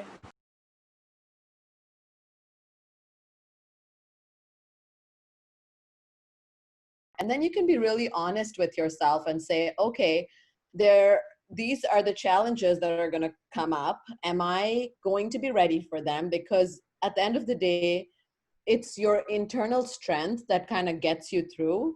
And I think sometimes I've seen people look externally for support from seniors or their chairs or, you know, around outside them. And I think that's when the challenge comes, because people do find it hard to support women because they feel like, oh, they're going to have kids, then they're going to leave the residency, or they may just give up their career, and then all that training time that people have invested in them will go to waste, right? So I think those are some of the questions that you have to address. So when I was doing ophthalmology, my mom's like, okay, fine, there's not a lot of emergencies, so, you know, things are not going to be as bad. But and I did have a lot of insight into what general surgery is like, because my dad is a general surgeon. And, you know, ophthalmology as a specialty doesn't have a lot of emergencies, but I chose to do retina surgery, which actually does have a lot of emergencies, it turns out. And people really discouraged me. You know, I visited Pakistan a few times. They're like, oh, women just don't do retina surgery because it's just too challenging. There's too many surgeries. How are you going to manage work and life and everything? And so it's just about telling yourself, you know, it's something I really want to do and I'm going to do it. And if I can't do it in this hospital, I'm going to find another hospital that's supportive and go ahead and do it. And I was really lucky in that sense, where I did find a lot of women mentors who were pursuing retina in my institution and were very, very supportive of more women in the field. So it was fortunate, but that doesn't always happen. And I have to say that I think I didn't really feel what it is like to be a woman in a specialty with emergencies and until I had my kids. I mean, my spouse was very supportive, so thankfully we didn't have any issues there. But when I had kids, I have a 3-year-old and I have a 3-month-old. And that's when I really started noticing how hard it is to balance your work and your time with kids. I think spouses are more forgiving than kids. And so it's about like constantly preparing the kids that, okay, it's mommy's work time, or like, you know, finding good care for them when you're away, because you just have to realize that you won't be there all the time with them. And over time, it will evolve into you being a good, strong woman role model for them. And you know, it will lead to benefits later on in life, even though you may have guilt while you're going through the child rearing process. So that was my struggle through residency and fellowship and as I continue as faculty.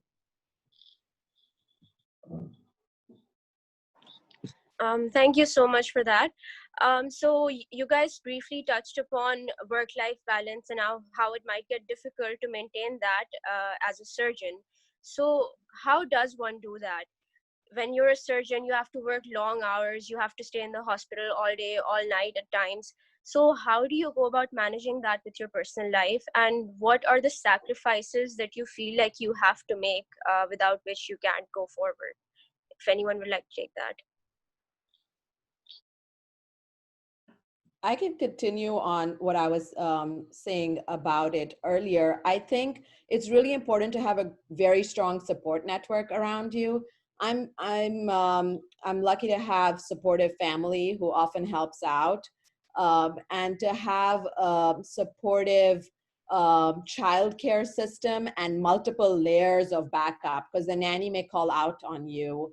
So, you know, having multiple layers of backup, having friends who will step in and maybe help out, and having a network of women who are also equally, you know, involved in their careers and have kids.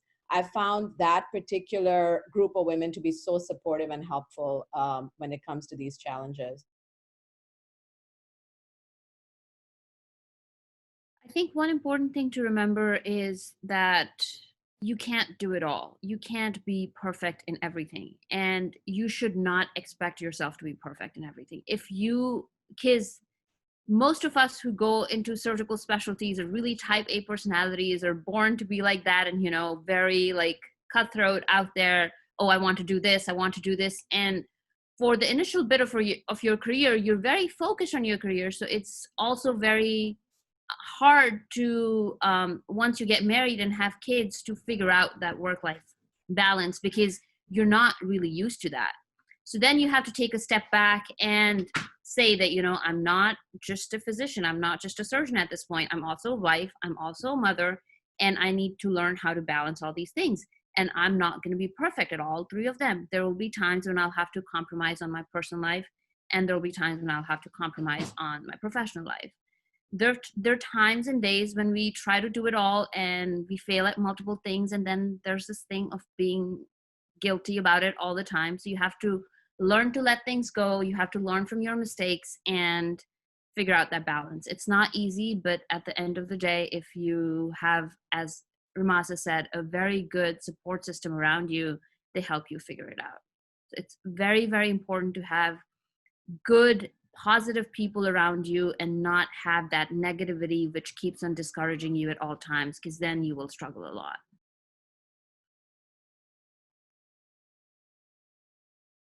I agree. And you know, there's times when I've heard there is actually no such thing as work-life balance.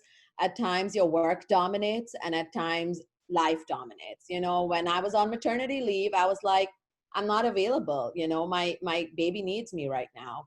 And when I went back to work after maternity leave, I was like, well, during the weekdays, I do have to get back to my work, and on weekends, I will spend more time with my kids. So it's a constantly evolving wave of like, oh, work is busy now and life is busy now, and kind of going with the flow.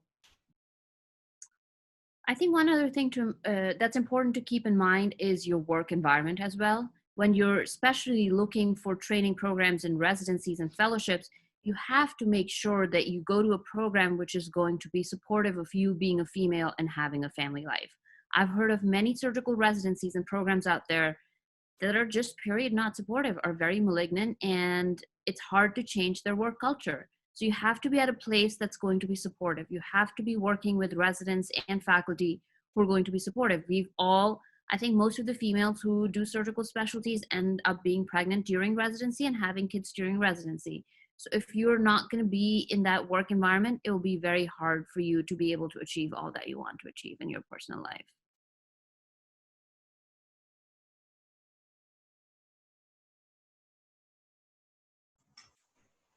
It's Dr. Rahila. I would like to have her comments also about this work-life balance, because she's a very busy obstetrician and the gynecologist, and she's doing a lot of complicated surgeries.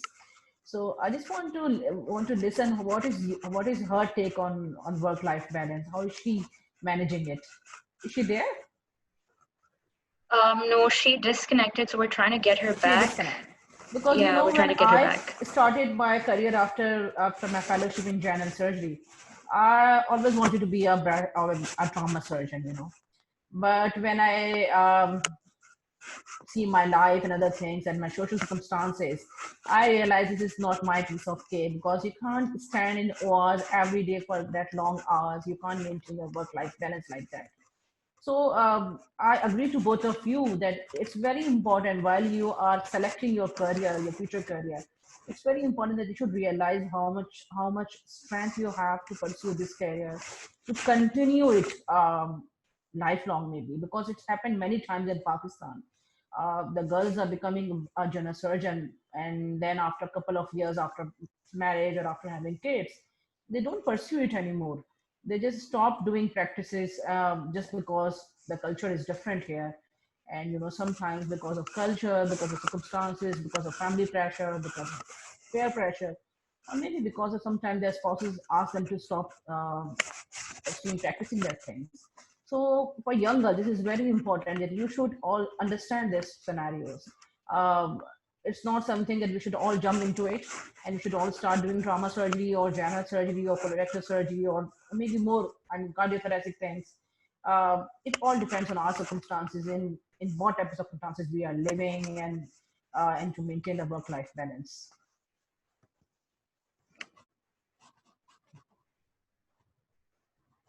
One other thing is, you know, whether you have a big family or you're married and have kids, you have to remember that everyone in your family will need your attention. Everyone in your family expects that no matter how supportive they are, no matter how supportive my husband can be, his expectations are not that I'm not going to have any time for him at all in life. So you have to also figure out how you're going to make compromises and how you're going to figure out how to have that time. If I'm in neurosurgery residency, my work-life balance is totally out of whack. Like I go to work at like 4:30 in the morning. There's so many emergency cases, so many add-on cases every day. I never have a planned schedule. It's like maybe I'll be back home at 6 in the evening. Maybe I'll be back home at 10 at night. Maybe I'm just not going to show up. So you have to have time and people who understand that. You also have to know that, okay, on my day off, yes, I have a million research things to take care of. I have other residency stuff to take care of. I'm not going to do it. This is going to be the day I'm just completely shut down at home, going to spend time with my kid. I'm going to spend time with my husband. And then you should not make compromises to that either, how you don't make compromises to your work. So you have to remember, if you've made a commitment, then fulfill that commitment. Don't let work override all those personal things at all times, because it's very easy for you to do that. And then you're making yourself and your family and everyone else around you unhappy as well. When I was a junior resident in neurosurgery, which is like the hardest time ever, you're never home. On my post-call days or on the days or weekends that I had time off, even no matter, it was very easy for me to just be on the bed all day and just sleep it off because you're so tired because you've been working for 10 days straight. I forced myself to get out of bed. I forced myself to go hang out with my friends and family, because if I would not have done that, it's very hard to maintain sanity. It's very hard to be the person who you used to be before residency. It's very hard to maintain your inner self. So I think it's also important to remember that. And no matter how busy you are, take out some time for yourself and your family. And that will show them that you still care about them and you still prioritize them in life. And to add to what Sania just said, it's tougher as a resident and as a fellow to really have much control over your schedule. But I think as you transition out of training and become faculty, you have to set your goals and your expectations very clearly in your future job, right? So there will be other people who don't have those kind of family commitments, who will be available to be in the OR every day and take on emergencies every day, whereas you may have commitments. I know plenty of women who are faculty, who are single, they don't have kids, and that's the life that they've chosen, and they're happy, and they can be available every time and every day in the OR, but I cannot. And I think those kind of expectations have to be very clear with future bosses.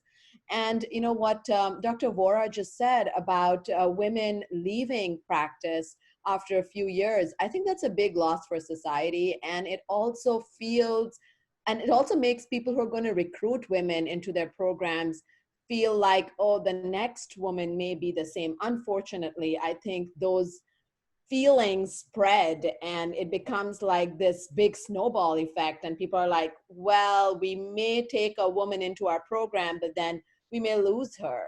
So I think it's important that you understand that residency and fellowship is going to be very busy. And, I applaud Sania on being able to get out of her bed on a post-call day and going with friends and family. That's really great. I had a tough time doing that. But after I finished my training, I made all these expectations very clear with my future bosses. And if the chairs were not okay with it, or if I got the sense that that was not acceptable in a certain program, that was not going to be the place for me to work at.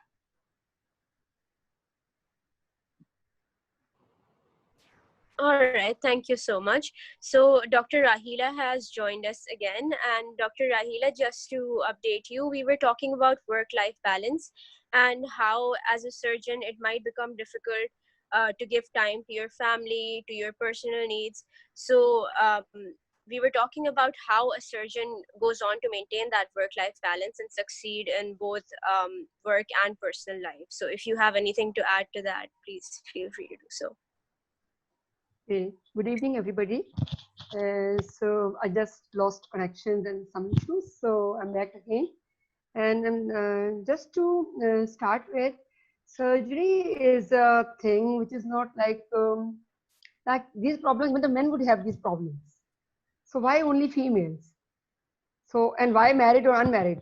I think being married or with children, without children, the issues are still the same. It's you who can decide the time for yourself or for your husband or for your children. Even time for yourself matters a lot to me. Even when I was single, going through I had, by the way, two subspecialties. One in general surgery, going through the primary exam, and when I was R2, I switched to OBGYN, again as subspecialty of surgery. And then a tough training, and then this training actually makes you surgeon, which is not a female or a male, it's just a surgeon. This is my own definition. I don't believe in this female surgeon or male surgeon or problems being female. No gender. Surgeon is a surgeon. And similarly, the problems are with the profession, with medicine, whether a husband or a wife, or with family or without family. While I was a resident, I was into swimming, I was into deep sea diving, I was into skiing, I was into paratrooping, I was into everything. So I think I could have still been managed everything if I were married and had kids. But when I was doing a fellowship in Sydney, then I had my family as well. So really doesn't matter. It's you, depends on you how you manage your time. And I think as being surgeon, which is a personality in itself, we all are able to manage, and that's why we are here. Thank you. Thank you, Dr. Ahila. Dr. Javeria has also joined us. So we'll move on to the next question, and Dr. Javeria, you can start with that. Sorry, I just so wanted one. Sure, go ahead. I just had a comment.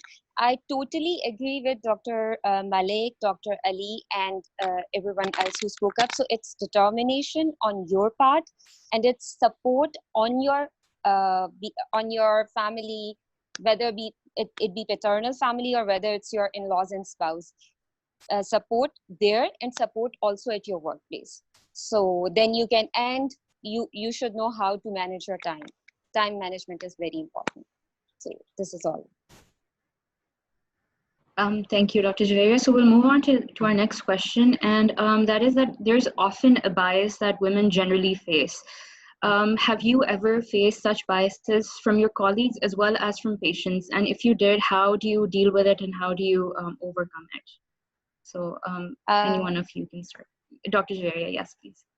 Okay, so would you please like to elaborate on that? What kind of bias, or should I speak of what I faced? You can talk about your experiences, but generally, if you faced any sort of discrimination in your workplace by your colleagues, or when, for example, you see a patient and the patient isn't confident in your skills, or they doubt you because you're a woman. Have you had any experiences like that? And how do you deal with that?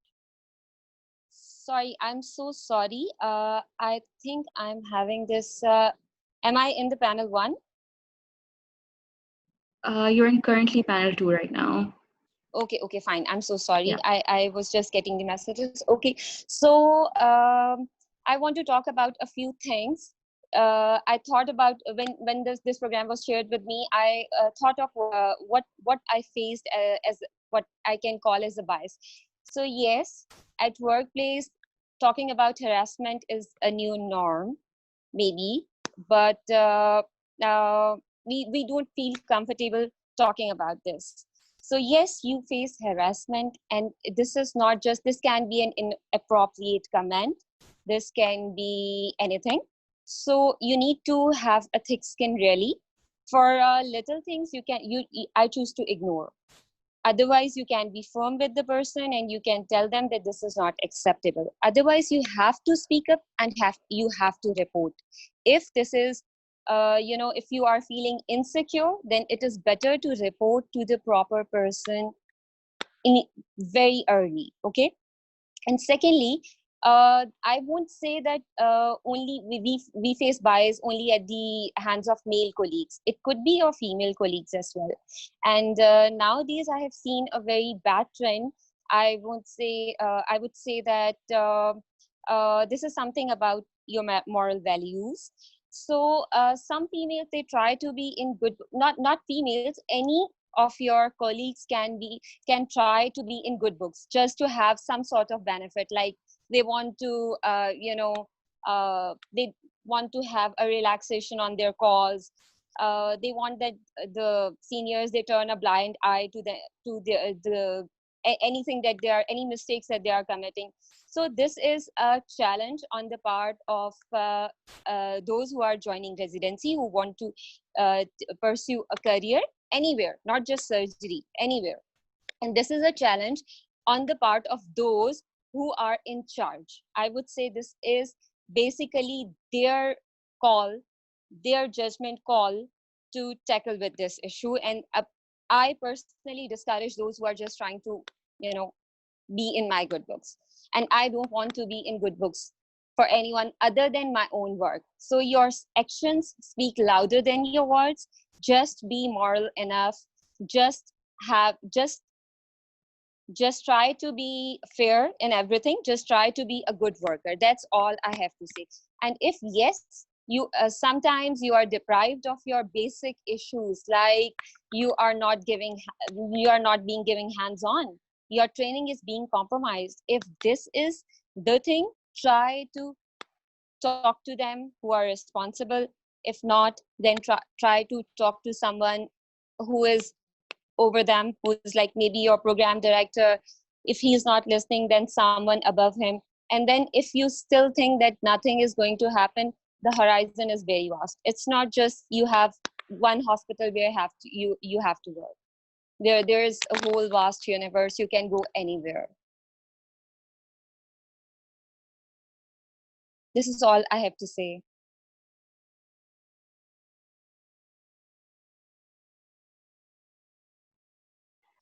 All right, thank you, Dr. Javeria. If any of the other panelists would like to weigh in on their experiences. So when we're talking about bias, starting from, we could have bias. She's right. We could have bias anywhere. Maybe some female surgeons are doing some bias sort of practices with you. Maybe some male surgeons are doing. When females, when they get scrubbed in OR, sometimes they face sexual harassment, very derogatory comments. Sometimes your OR techs or technicians are usually doing this type of activities. Sometimes you found they say, oh, you are a female, oh, please go to the back. Please, they ask a male guy to come forward and take a retractor. You can't retract, it's not possible, you don't have that much energy. So you could have this type of comments, you are hearing this type of comments very frequently in ORs. I work in both in private practice and in the public sector, and in public sector, this is very common. People talk this loose comment they pass on to females, especially when they are doing surgeries. Oh, females, you are doing this. Okay. Can you see camera? Can you see a laparoscope? Can you see a gallbladder there clearly? So you could have this type of comments. Oh, Dr. XYZ, clipping the duct. Please be careful. It can be slipped. This type of comments can happen, but it's very important. I agree with Dr. Raina. You are becoming a surgeon.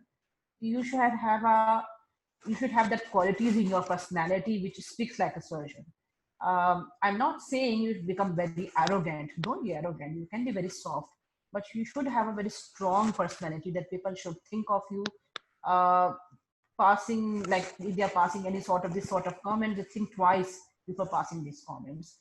And I think with experience you learn. When you're a R1, yes, you're shy.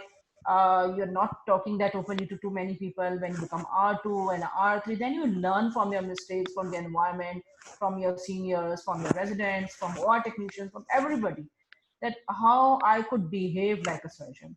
So biases exist, yes, because we are living in a society, whether we are living in West or East or anywhere, biases are there, but you have to live with it and you have to learn to how to surf through these biases. That's all I want to say. So Dr. Ulbra, I was just a bit disagree with you that you don't need to be soft. The body language is very important. So when you're soft appearing and soft spoken, then they would take the liberty. Trust me, in my 20 years of career at AKU alone, I have not faced a single moment where somebody would pass a comment. I still do 12 hours. The AKU has given me 12 hours slot, 8 to 8, 12 hours surgical slot, which is being given to only orthopedic surgeon and one or more other specialist. Hardly anyone gets 12 hours slot. So your body language will be very strong. You don't need to be soft with in the OR. Otherwise, you're very, look at me, I'm very soft otherwise. But once I am a surgeon, I'm not even a female. So nobody would take advantage. Yes, but you're right.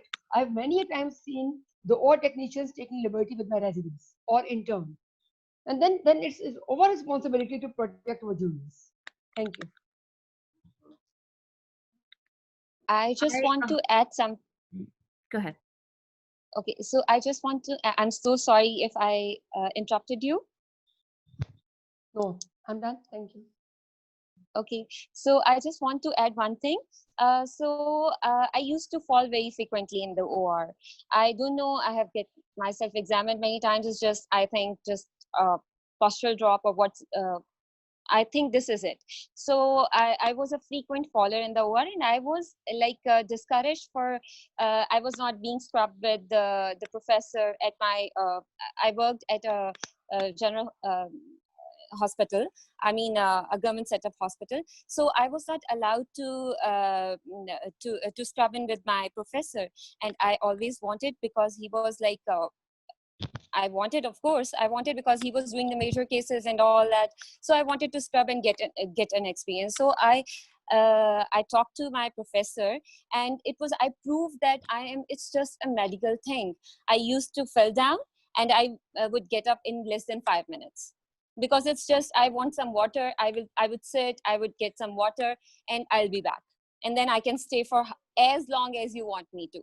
So this was just a medical thing, but yes, I was being put behind because of this medical issue, to which I reacted and I said, no, I do not want this. This is not something I'm doing on purpose. So please don't hold me back because I am having this issue.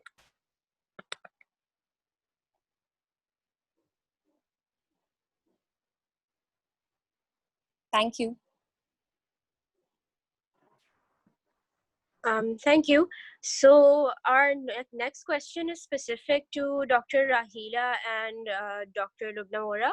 So due to the current pandemic and overall unstable political conditions, students are really eager to learn about different residency options in places other than the US, such as Australia and Germany, where so Dr. Rahila trained in Australia and Dr. Vora trained in Germany. So if you two would want to talk about your training experience in those countries and how you felt about it, please go ahead. Okay, so training in Australia is if you have to have a primary exam here or even there. So if you are a fresh graduate, I would rather recommend that don't even do house job here or internship. You just go for AMEC, Australian Medical Council exam, which is like a primary exam, and that would enable you to apply for the residency. And after 4 years of residency, you can join the fellowship anywhere in Australia. Well, if you have done your primary exam, FCPS and option gynae here, then you go through the 4 years of training and you pass your FCPS part 2 in obstetrics and gynecology. And after that, you acquire at least 2 years of surgical experience. And then you apply for the fellowship at pelvic floor unit. There are many St. George's Hospital in Sydney, West Mid Hospital. They're all affiliated with the Sydney University, a very good, very well reputable university. So when you apply for the Sydney Uni fellowship, which is a 2-year fellowship or a 3-year fellowship, depends on you want to have 3 years, which is 1 year is of research only, and 2 years is a clinical fellowship. I had the clinical fellowship in urogynecology and pelvic reconstructive surgery. So when you go there, they would you have to apply for the AMEC exemption, Australian Medical Council exemption. So they're going to do your board assessment exam, Australian board assessment exam. You need to fulfill a form for the assessment fee, and then there's one part is of a language assessment academic module, which is you all are very familiar, and that's very easy to pass on. And the second part is really technical, which has 2 components: Australian board assessment exam. One is the written component, and second is approval of your residency program. AKU residency program is very well acknowledged worldwide. So even the armed forces institutions like Military Hospital Rawalpindi, where I had my residency program, so they approved even those 4 years of residency program and my elective rotations. And then you have to appear before the board for the oral viva voice examination as well.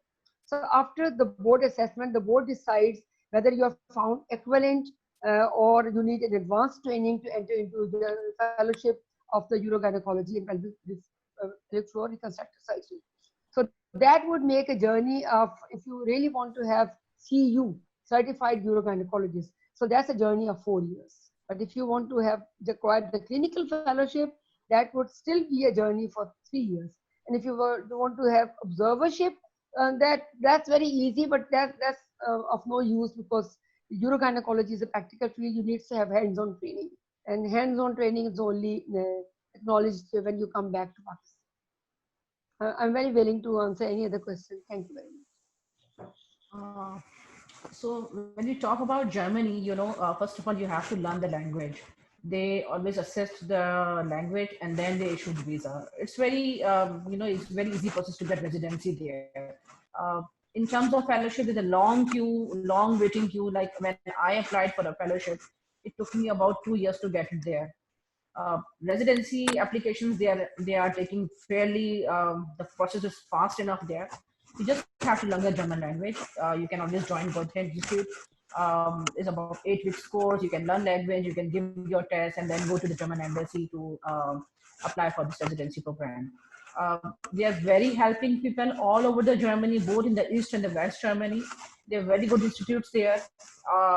And they are, fairly acknowledging us. I don't found any issues while I'm doing my fellowship there. It's a good hands-on training, so you can carry on. I must appreciate if you're applying there and going to Germany for your residencies and fellowship programs. I know because of the pandemic situation, both Europe, especially UK and US, is not entertaining that much applications. So yes, you can go there and start your residency or your fellowship journey there. I would just like to add that anybody is welcome to join our own fellowship program. Afghan University has a, yes. Yeah, why not? It's a 2-year program, and it's approved by the CPSC. We are only waiting for one more center from Pakistan to come up, and then we would start examination like FCPS 2. This would be known as FCPS 2 because FCPS 1 is in general OBGYN, and then second FCPS in fellowship or FCPS in urogynecology. So the CPSP team has visited our center. They have approved our program. We're just waiting for one more center from anywhere in Pakistan to start off and join. You are most welcome to join, Nikki. Thank you. Thank you, Dr. Lubna and Dr. Hila. My next question is that all of our panelists have been in leadership positions throughout their careers. So what advice do you have for our audience to be an example in leadership? Dr. Ramasa, if you could start with that, please. Thank you. Sure. Yeah. So I think one of the things that is going to be important as we move forward with supporting women in competitive specialties like this is having women in leadership positions. And even in the US, that glass ceiling is hard to break. And people do pass over women and select men for these positions. So I think it's just really important to have, I mean, I wouldn't say change your personality, but to have like a very strong work ethic. And I think that ultimately is what people want in their leaders, right? Whether it's men or women. And that is what I felt helped me. And once I was in that position, I made sure that I treated men and women fairly. And I think that helps make women stronger as they pursue careers. And I wanted to mention, I saw in the chat box that one of the participants said that, you know, it seems like it's hard and everyone's being negative. I want to make sure that we don't come out of this session giving the impression to our participants that it's really hard and it's negative and no one's being supportive. I would say I wouldn't be in any of these leadership positions or have done residency or fellowship in the specialties I wanted if there hadn't been a lot of positivity and support around me. And So I don't want people to get out of this thinking that it's all negative. You're always kind of biased against because you're a woman. I don't think that happens. I think people ultimately do see that you have a strong work ethic and give you the opportunities to move forward.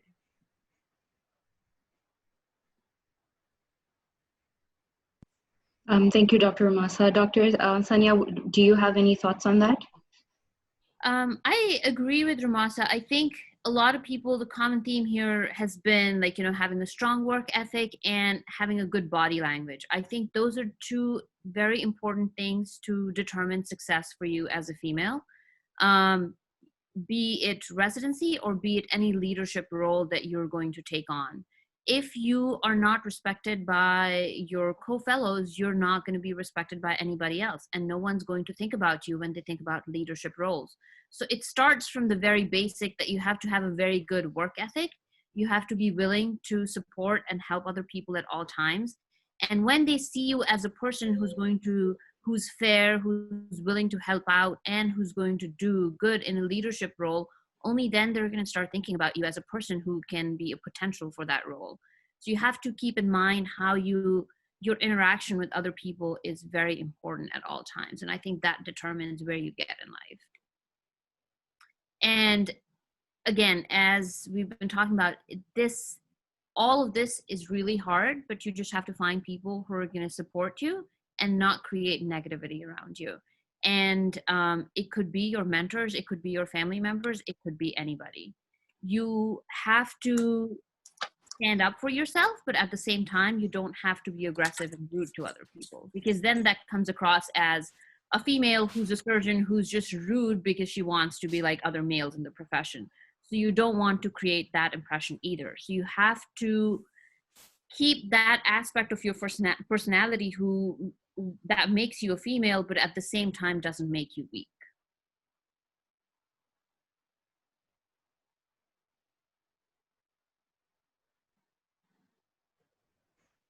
Thank you, Dr. Sanya. Do any of our other panelists want to weigh in on that? Yes, I want to say something. So, may I? Ma'am, please, you go ahead. I just wanted to continue with Sania. She very well pointed out about the negativity. So for the inspiring leadership, you have to create a positive contagion, a positive environment. The only thing which kills you being a leader is negativity around. So I strongly support your statement that you have to be positive, you have to create a positive contagion environment. The learning environment should be student friendly education environment, positive educational environment, and you should be willing to impart knowledge and contribute. When you're willing to contribute, that makes you leader. You have to contribute for the surgery to an ongoing specialist. You have to prepare the other leaders. So one has to really willing and positive to contribute, to impart knowledge and prepare the others to replace us in our life, not after our life. Replace us in our life. You have to those younger students. Thank you. So I also want to add one or two comments. It's always said that leaders lead from the front. So we commonly see this, that if our consultant is very concerned about his or her patients, so is the team. So yes, you should be very concerned about your patient. You should be a role model in the sense that you should be very concerned about your patients. So this will be replicated into your team. You should create a very healthy environment for discussion. You should be open to positive criticism, even if it is from your juniors. And you should be a true mentor. This is what is I won't say this should be on the part of leaders, but this should be on the part of residents, that they should also accept with open heart, with open mind, if they are being told that this is not the right way, or some negative comments just for their character and for their personality build up, as well as for their professional growth. So they should be openly welcoming that. And if leaders should be very fair. They should create a positive environment around them. They can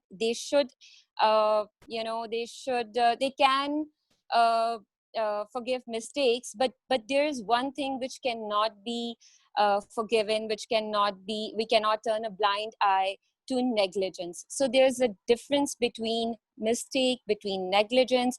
So it's really us who can show this to our new generation, who can lead from the front, and who can embark this thing into their minds. We can leave an impression upon them. So if we are fair, if we are open to positive criticism ourselves, this would be reflected in our team as well. Thank you. Just want to add few things when we're talking about leadership qualities. Just keep in mind we are providing our skills or technicalities or academics or to adult learners. They are not school children. So I agree, positivity and respect is very important. When the residents are coming to us or when the interns are coming to us, it's very important that you should also give them due respect. Being a leader, your interpersonal communication should be very strong. You should not be a person to whom the people have fear or they have anxiety of coming to you to discuss their issues. You should be very open to your residents or to your interns or to your fellows. They should come to you, they should discuss their matters, whether they are some clinical matters or maybe academic matters or maybe social matters also. They need your psychological support. They need your emotional support while they are doing their residencies and their fellowships. Because obviously, being a faculty is a different scenario and being a trainee is a different scenario. They are facing a lot of emotional and psychological, burdens at home, at workplace, or maybe at some other areas also in their life. So I think psychological and emotional support is very important. If you are being a leader, you are providing them support, they feel very secure in that environment and they're happy to work with you for hours and hours tirelessly. They don't have any complaints. That's what I just want to add to it, to this discussion.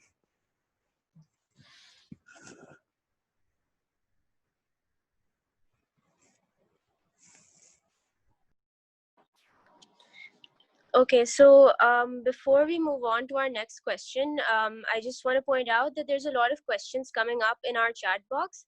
So if any of our speakers want to go to the chat and just type up answers to any questions, you can do that. My next question is, in our lives, all of us have low points when we feel like quitting and just giving up, right? And so my question is, as a surgeon, have you ever faced such a time in your life, in your career, when you felt like quitting? And what motivated you in that time to keep going and to persevere and, not to quit? Would anyone like to take that question?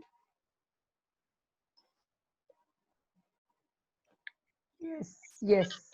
So there are not just one time, there may be many times when you feel like giving up. Okay, oh, I just can't do it. Hell with everybody. They're just getting on my nerves. No, I just can't tolerate this. Just forget about everything. Just leave this. Try music, try something else. Try yoga class, try dance class. And you should give a break there. This is what I have been doing. Try to take a break when these moments come. And the other thing which really helps is swimming. So the water somehow takes away your worries. The deep sea diving and swimming, so the water has some magic. In my life, I have seen this. I have swum for hours and hours and deep sea diving several times. This takes away your worries and gives you a new fresh look. So try this, or if you are not into swimming, then walk for a long distance, or maybe ride a bike. I've done several things. So I'm coming one by one all these things. And currently speaking, among this COVID, when you can't go out, you can't do this swimming or bike, then yoga. Try yoga. It really takes away these worries, these temporary thoughts, but they're the part of life. Just they would come, and just don't cling to these thoughts. Just let it go. You need to have a break for all these things. Thank you. I agree with Dr. Mohsen. I think it's really important to have a hobby, something that you really love doing and can tune out all the craziness at work. And I think that's not just for women, it's for men. My husband is a surgical oncology fellow and he has a really tough job. He feels like he misses out on the kids all the time. He has to tell patients, young patients, that they're facing death. I mean, it's for all of us, it's for men and women. We're in a tough profession. We deal with people's lives on a daily basis, and it takes a toll on us. And having something that you care about outside medicine, I think, is the recipe for success. It can be anything. I know people who just love cooking, people who just like spending time outdoors. I personally love playing tennis. I can just go to the tennis court and play tennis for hours or go for a really long run. And I think those things help. Plus, the other thing I would like to add is don't forget that you are doing a service to society. Once you're trained, you are being a great help to a large number of people.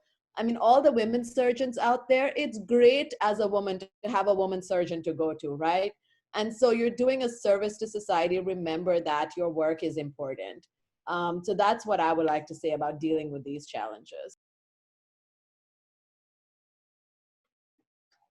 I think neurosurgery is a field where the attrition rate for residents, not just female residents, but male residents, is very, very high because out of all other subspecialties, I think we deal with death way more often than other people do. So you have to maintain that stamina to be able to deal with death day in and day out every single day. I remember since day one I started my residency, first day I was called in as an intern to pronounce the person dead. I still can't forget that because I wasn't prepared for that day one of residency. And since then, that trail has just not ended. And that gets to you after a while. You see like young patients who are 22, 25 years old who present with high grade GBMs, other brain tumors, and whether you operate on them or not, you know they're going to die sooner or later. So it's a very, very hard thing to do. And especially when over time you start thinking, oh, this is a person who's my age. Look at where he stands and look at where I stand. He's going to die in the next 2-3 days. We're talking about palliative care for this patient. What if that happened to me? What if that happened to my family member?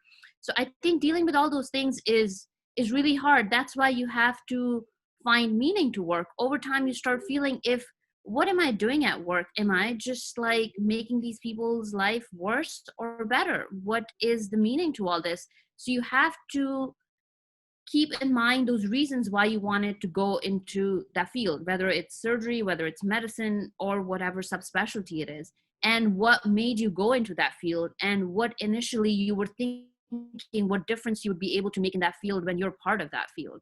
If you forget those reasons, it will be very hard to survive in that subspecialty. So you have to keep reminding yourself of those reasons every time you feel like, you're sort of getting lost in life.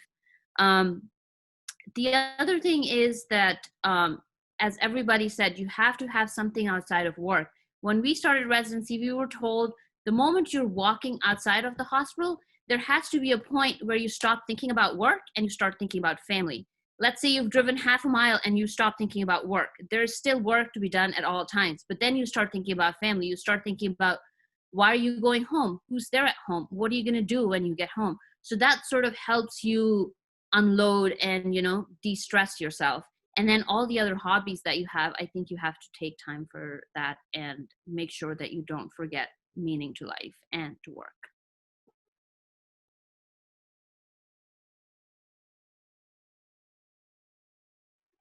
Thank you, Dr. Sania. So we're also just behind schedule. So now I would like to thank all of our speakers for coming here today, and we're going to open the floor for questions from the audience. And if you have a question, can you please raise your hand, and then one of us will unmute you, and then you can ask your question directly. Thank you. I think I've read through some of the questions, so I can start answering some things that were in the chat that are common to like things that we've talked about before. So when we were talking about bias, I think that the bias that people face doing surgery as females in Pakistan versus in the United States are not much different. When I came here initially, I was like, oh, there's a big cultural difference, and people in Pakistan, like a lot of females are not working. So you just being a working woman is a big deal. And then you wanting to go into surgery is another like huge obstacle that you have to surpass. But when I came here, it was no different. They're all the females who work here. But when you talk about going into surgery and having a competitive surgical career, it's the same bias that people have. The first thing that the chairman and the program director here talked to me about was, you are a Muslim female who wants to do neurosurgery. Do you understand how hard that's going to be? Do you understand how people are going to perceive you here? And that's when it hit me, then this world is no different than the other side of the world. And it's been the same since then. At the time when I was looking for residencies, there were very few females who were there in neurosurgery. And then over time, there have been actively people have been trying to recruit more females in the specialty.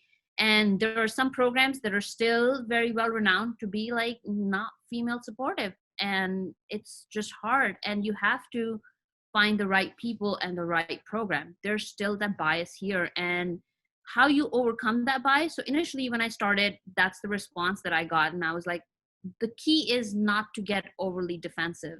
The key is not to be like, what so if I'm a Muslim? What so if I'm a female? I can still do this. I can still do that. No, you have to have your actions speak for yourself. So you work hard, you do the right thing, and people see it for themselves. And then people are like, whether she's a male or a female, I don't care. She does good work and I want her in my program. And that's how you can change everyone's opinion. So the strong work ethic plays part everywhere in every step of your career. When I started residency, the first threat to me weren't actually the male co-partners or the male residents. It was actually the females in the program. It was actually the female nurses who, when I was starting, my chief resident sat down with me and was like, one of the nurses complained about me, and he had to sit down with me and talk about, what went wrong. And it was absolutely not my fault. I had done everything right for patient care. And the first thing my chief resident told me was, you will face this day in and day out as a female in the program. You have to walk an extra mile than other male residents have to, just to prove yourself that you're going to be competent, and just to prove yourself that you're right. And you have to be willing to do that without getting very defensive and without getting, as the word he used, very bitchy, as like other people use for female surgeons. And you just have to have the right attitude, and over time people will start respecting you, and then this will all be over. And this is exactly what happened. Like, I felt like you feel more other females who are around you, if you're at a higher level than them, they start getting threatened by you. And that's what happened with all female nurses who were around at the hospital, because they're just not used to seeing other female surgeons around. The first day I would walk into a patient's room, they're like, oh, you're my new nurse.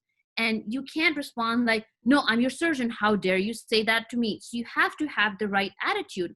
It's not that person's fault. It's just the general perception in the community. So you have to be, and then when you tell them, no, you're the neurosurgeon who's going to take the brain tumor out, they're just like looking at your face and be like, what did you just say? So you just have to learn to deal with those comments in the right way, whether be it Pakistan or whether be it United States. It's the same issues you face everywhere. And you just have to learn to deal with them in a nice and polite way. If you start getting defensive, that's where things can get very ugly. That's it.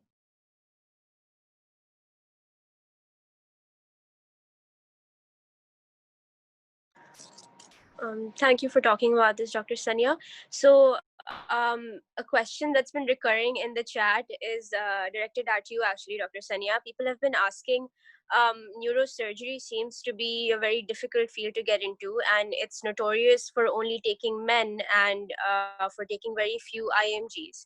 So if you could briefly touch upon your own journey and how you went about pursuing neurosurgery in the US, and what challenges you might have faced, how you faced them. Mm-hmm.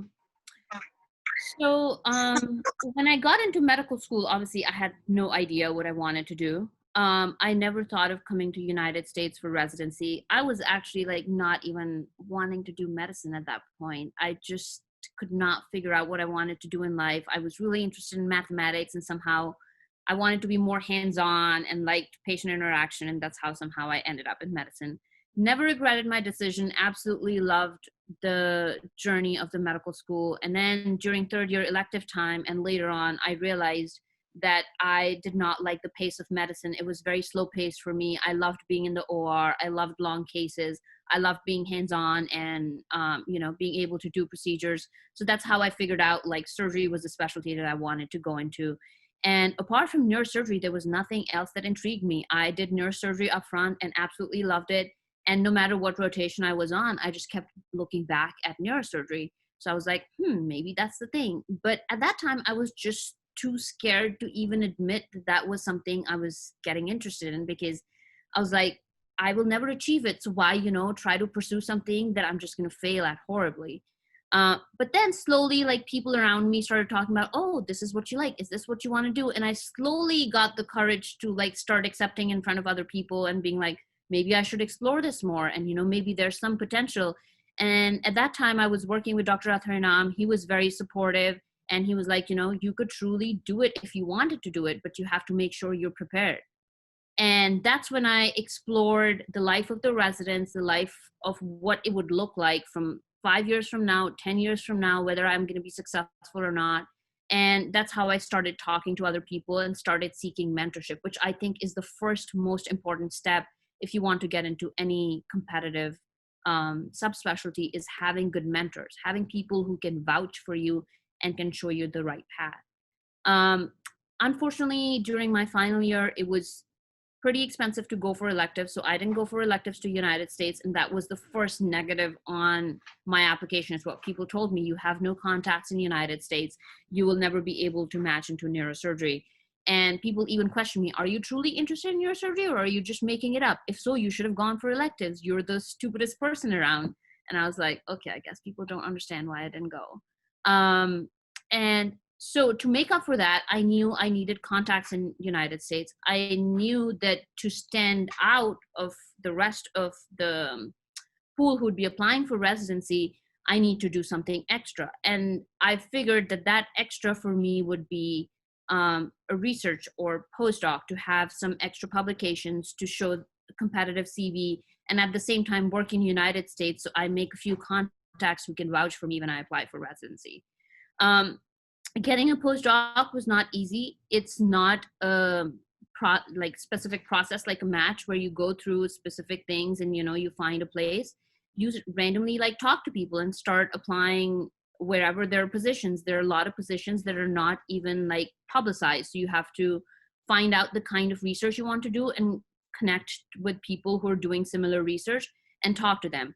The biggest thing that helped me find the postdoc position was the research I did at AKU, because it was very similar position related to the kind of research I had done. If I did not have publications while I was at AKU, or I did not have research experience, I think it would have been almost impossible for me to find a postdoc position, because what people are looking for is at least how to speak English, how to write English, how to publish papers, you can write a manuscript for them, you can do statistical analysis for them. Because you'd be surprised how people know nothing about us back at Pakistan. They're like, oh, is there electricity at home? So, you have to prove what you know and what you don't know when you're applying for these things, when people who are talking to you don't really know you. And then, so that was the key for me to find postdoc. I did postdoc for over 2 years. So the way I had planned that time period was, it takes a while to do research and to publish papers. So my plan since the beginning was, I'm going to do 2 years of research, and then while I'm in my second year of research, I'll start applying for residency, so that I have some publications to show by the time I'm applying. And I was fortunate enough to get into a good lab.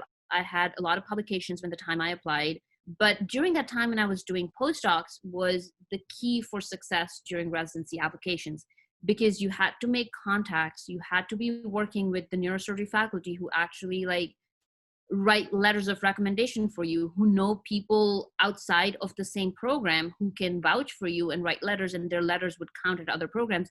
Oh, XYZ person wrote a letter for you. We know them. We can call them and find out how you were during your postdoc. What do they think about you? Should we match you at our program or not? So those are the key things to remember when you're doing a postdoc. I think there's some people who end up doing basic science research or doing PhD. There's both positives and negatives to it. If you're working in a basic science lab and you're working with a person who's not a clinical neurosurgeon, who's not up to date with how the residency programs work, and your goal for doing that basic science work was just to acquire a residency spot and not actually pursue that as your future, there's some questions to that, like how much can that be helpful or not. And then maintaining a strong work ethic. When I was doing postdoc, I was available 24/7 for the mentor I was working for. He would call me at 5 in the morning because then that's when he started his rounds. Hey, I need this paper in like 2 hours. And you could never say no. You had to be like, yes, it will be done. And you just get the work done and you move on to the next step. And that's where he was my biggest support. And I think the reason why I got a neurosurgery spot at Vanderbilt. And then going through the entire match process, interview cycle, you still face the same bias. Like I had a better CV than as to what people told me when I was interviewing in many places. They were like, you're way more competent than many other US graduates who are applying for this year. But unfortunately, it's highly likely that you might, all those people might end up matching at our program and you might not. But that's just the way people think of IMGs or foreign graduates. And that's where I think the key was the letter of recommendations that you get from people or contacts you have in the United States. Because even if you have, and that's where the letter from Athernam also worked, because he still had contacts in the United States, and there were people who like actually called him and contacted him. Hey, she's worked with you before. What do you think about her? What do you think how she's going to be as a neurosurgery resident? So I think for people here, it's not where you're coming from. It's just the idea of unknown. It's just that we don't know which medical school she's coming from. We don't know her background. We don't know what her medical training is like. It's not that they're against taking foreign graduates. It's just that you have to show them what you're capable of doing. So overall, it's a very, very competitive process. I think it's become even more competitive than like 6 years ago or 7 years ago when I had applied. And the keys are you have to have contacts here. You have to have good letters of recommendation. You have to have good grades from your medical school. And you have to have something extra on your CV where they will be able to consider your application and put a bet on your application rather than a US graduate who they know better. That's the short version of what I have to say, but I'm happy to take questions and answer anything in particular you guys have. Thank you, Dr. Sania, for that, for sharing your journey with us. We have one participant who has their hand raised, Rosina Khan. So if you could unmute yourself and ask your question. Rosina Khan, please.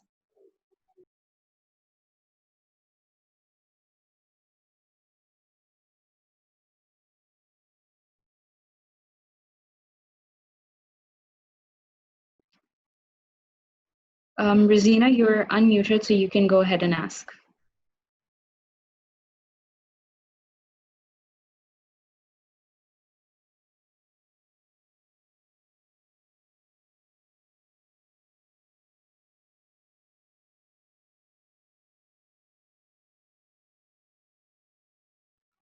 Okay, we can't really get through to her, so how about we take the next one? This is from Vajiha Khan. So if you could unmute yourself, please.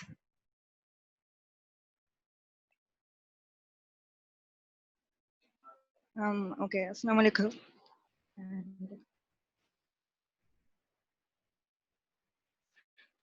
Thank you for taking me in. And my question is, in order to pursue your career somewhere outside Pakistan, is applying from PLAB or USMLE only the way to do so? Also, when it's the right time to apply for residency around the globe, considering that I'm in second year? Thank you.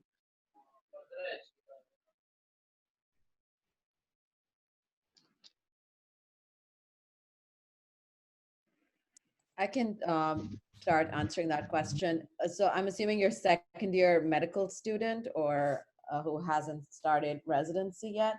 I think there are multiple options, and the panel here is a testament to the fact that there are multiple options around the world I heard Germany, I heard Australia, I'm in the US.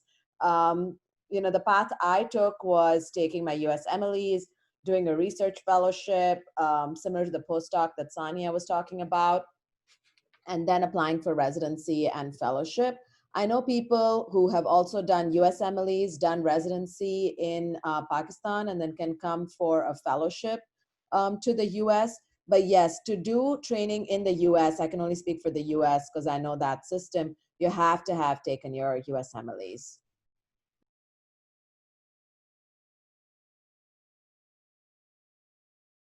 One other thing I can talk about is the timing to take USMLEs and when you apply for residency. The closer you are to your graduation date from medical school matters significantly. There are people who are concerned about how much time you can take off after graduation and when should you apply for residency.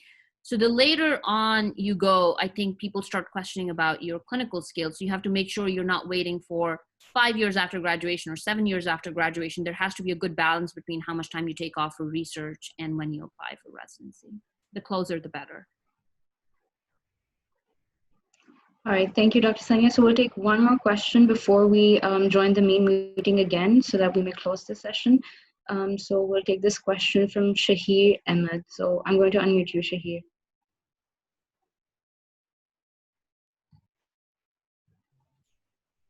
All right, Shahir, you can ask your question. Assalamu alaikum. First of all, I would like to thank you for this wonderful talk.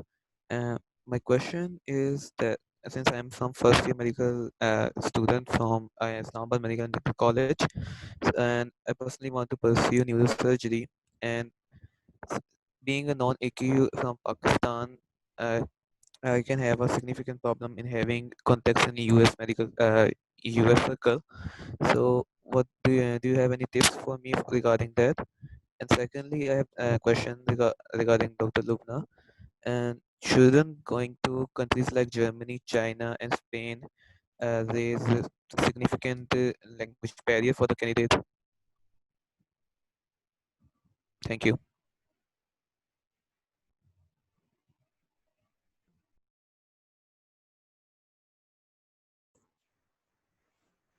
Shahid, first of all, obviously, while you're doing it with these countries, they don't speak English. In Germany, even they understand English, but they don't reply in English because they love their language, they are proud of it. Obviously, you have to learn, and usually at the issue visa and the residency program, when you attain that primary level of learning process, which is about 3 months learning process. When you go there, when you start doing your fellowship or residency there, within couple of weeks, you learn their language very well so that you can understand, you can interact with them. But without learning the language, they won't allow you to work there. They won't allow you to apply for the residency program.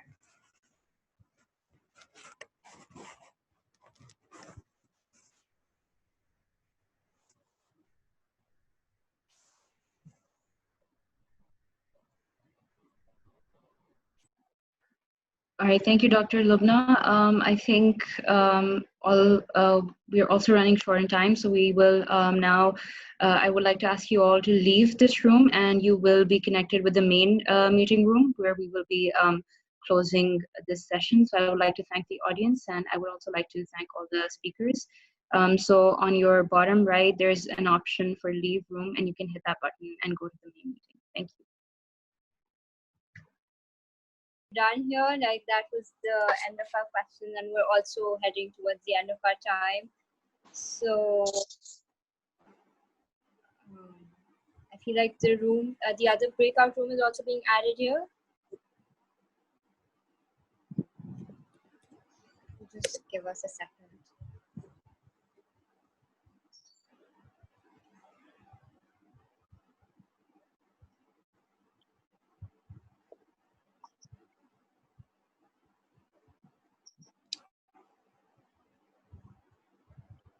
Okay, so I think we're all back. Both the panels, I hope we all had a great discussion, and we would like to thank everyone for spending some time with us and giving us the valuable advice that you all gave. And we look forward to having you guys again for our future talks. So thank you, everyone. Thank you for having us. Thank you. Thank you, Mike. Thank you.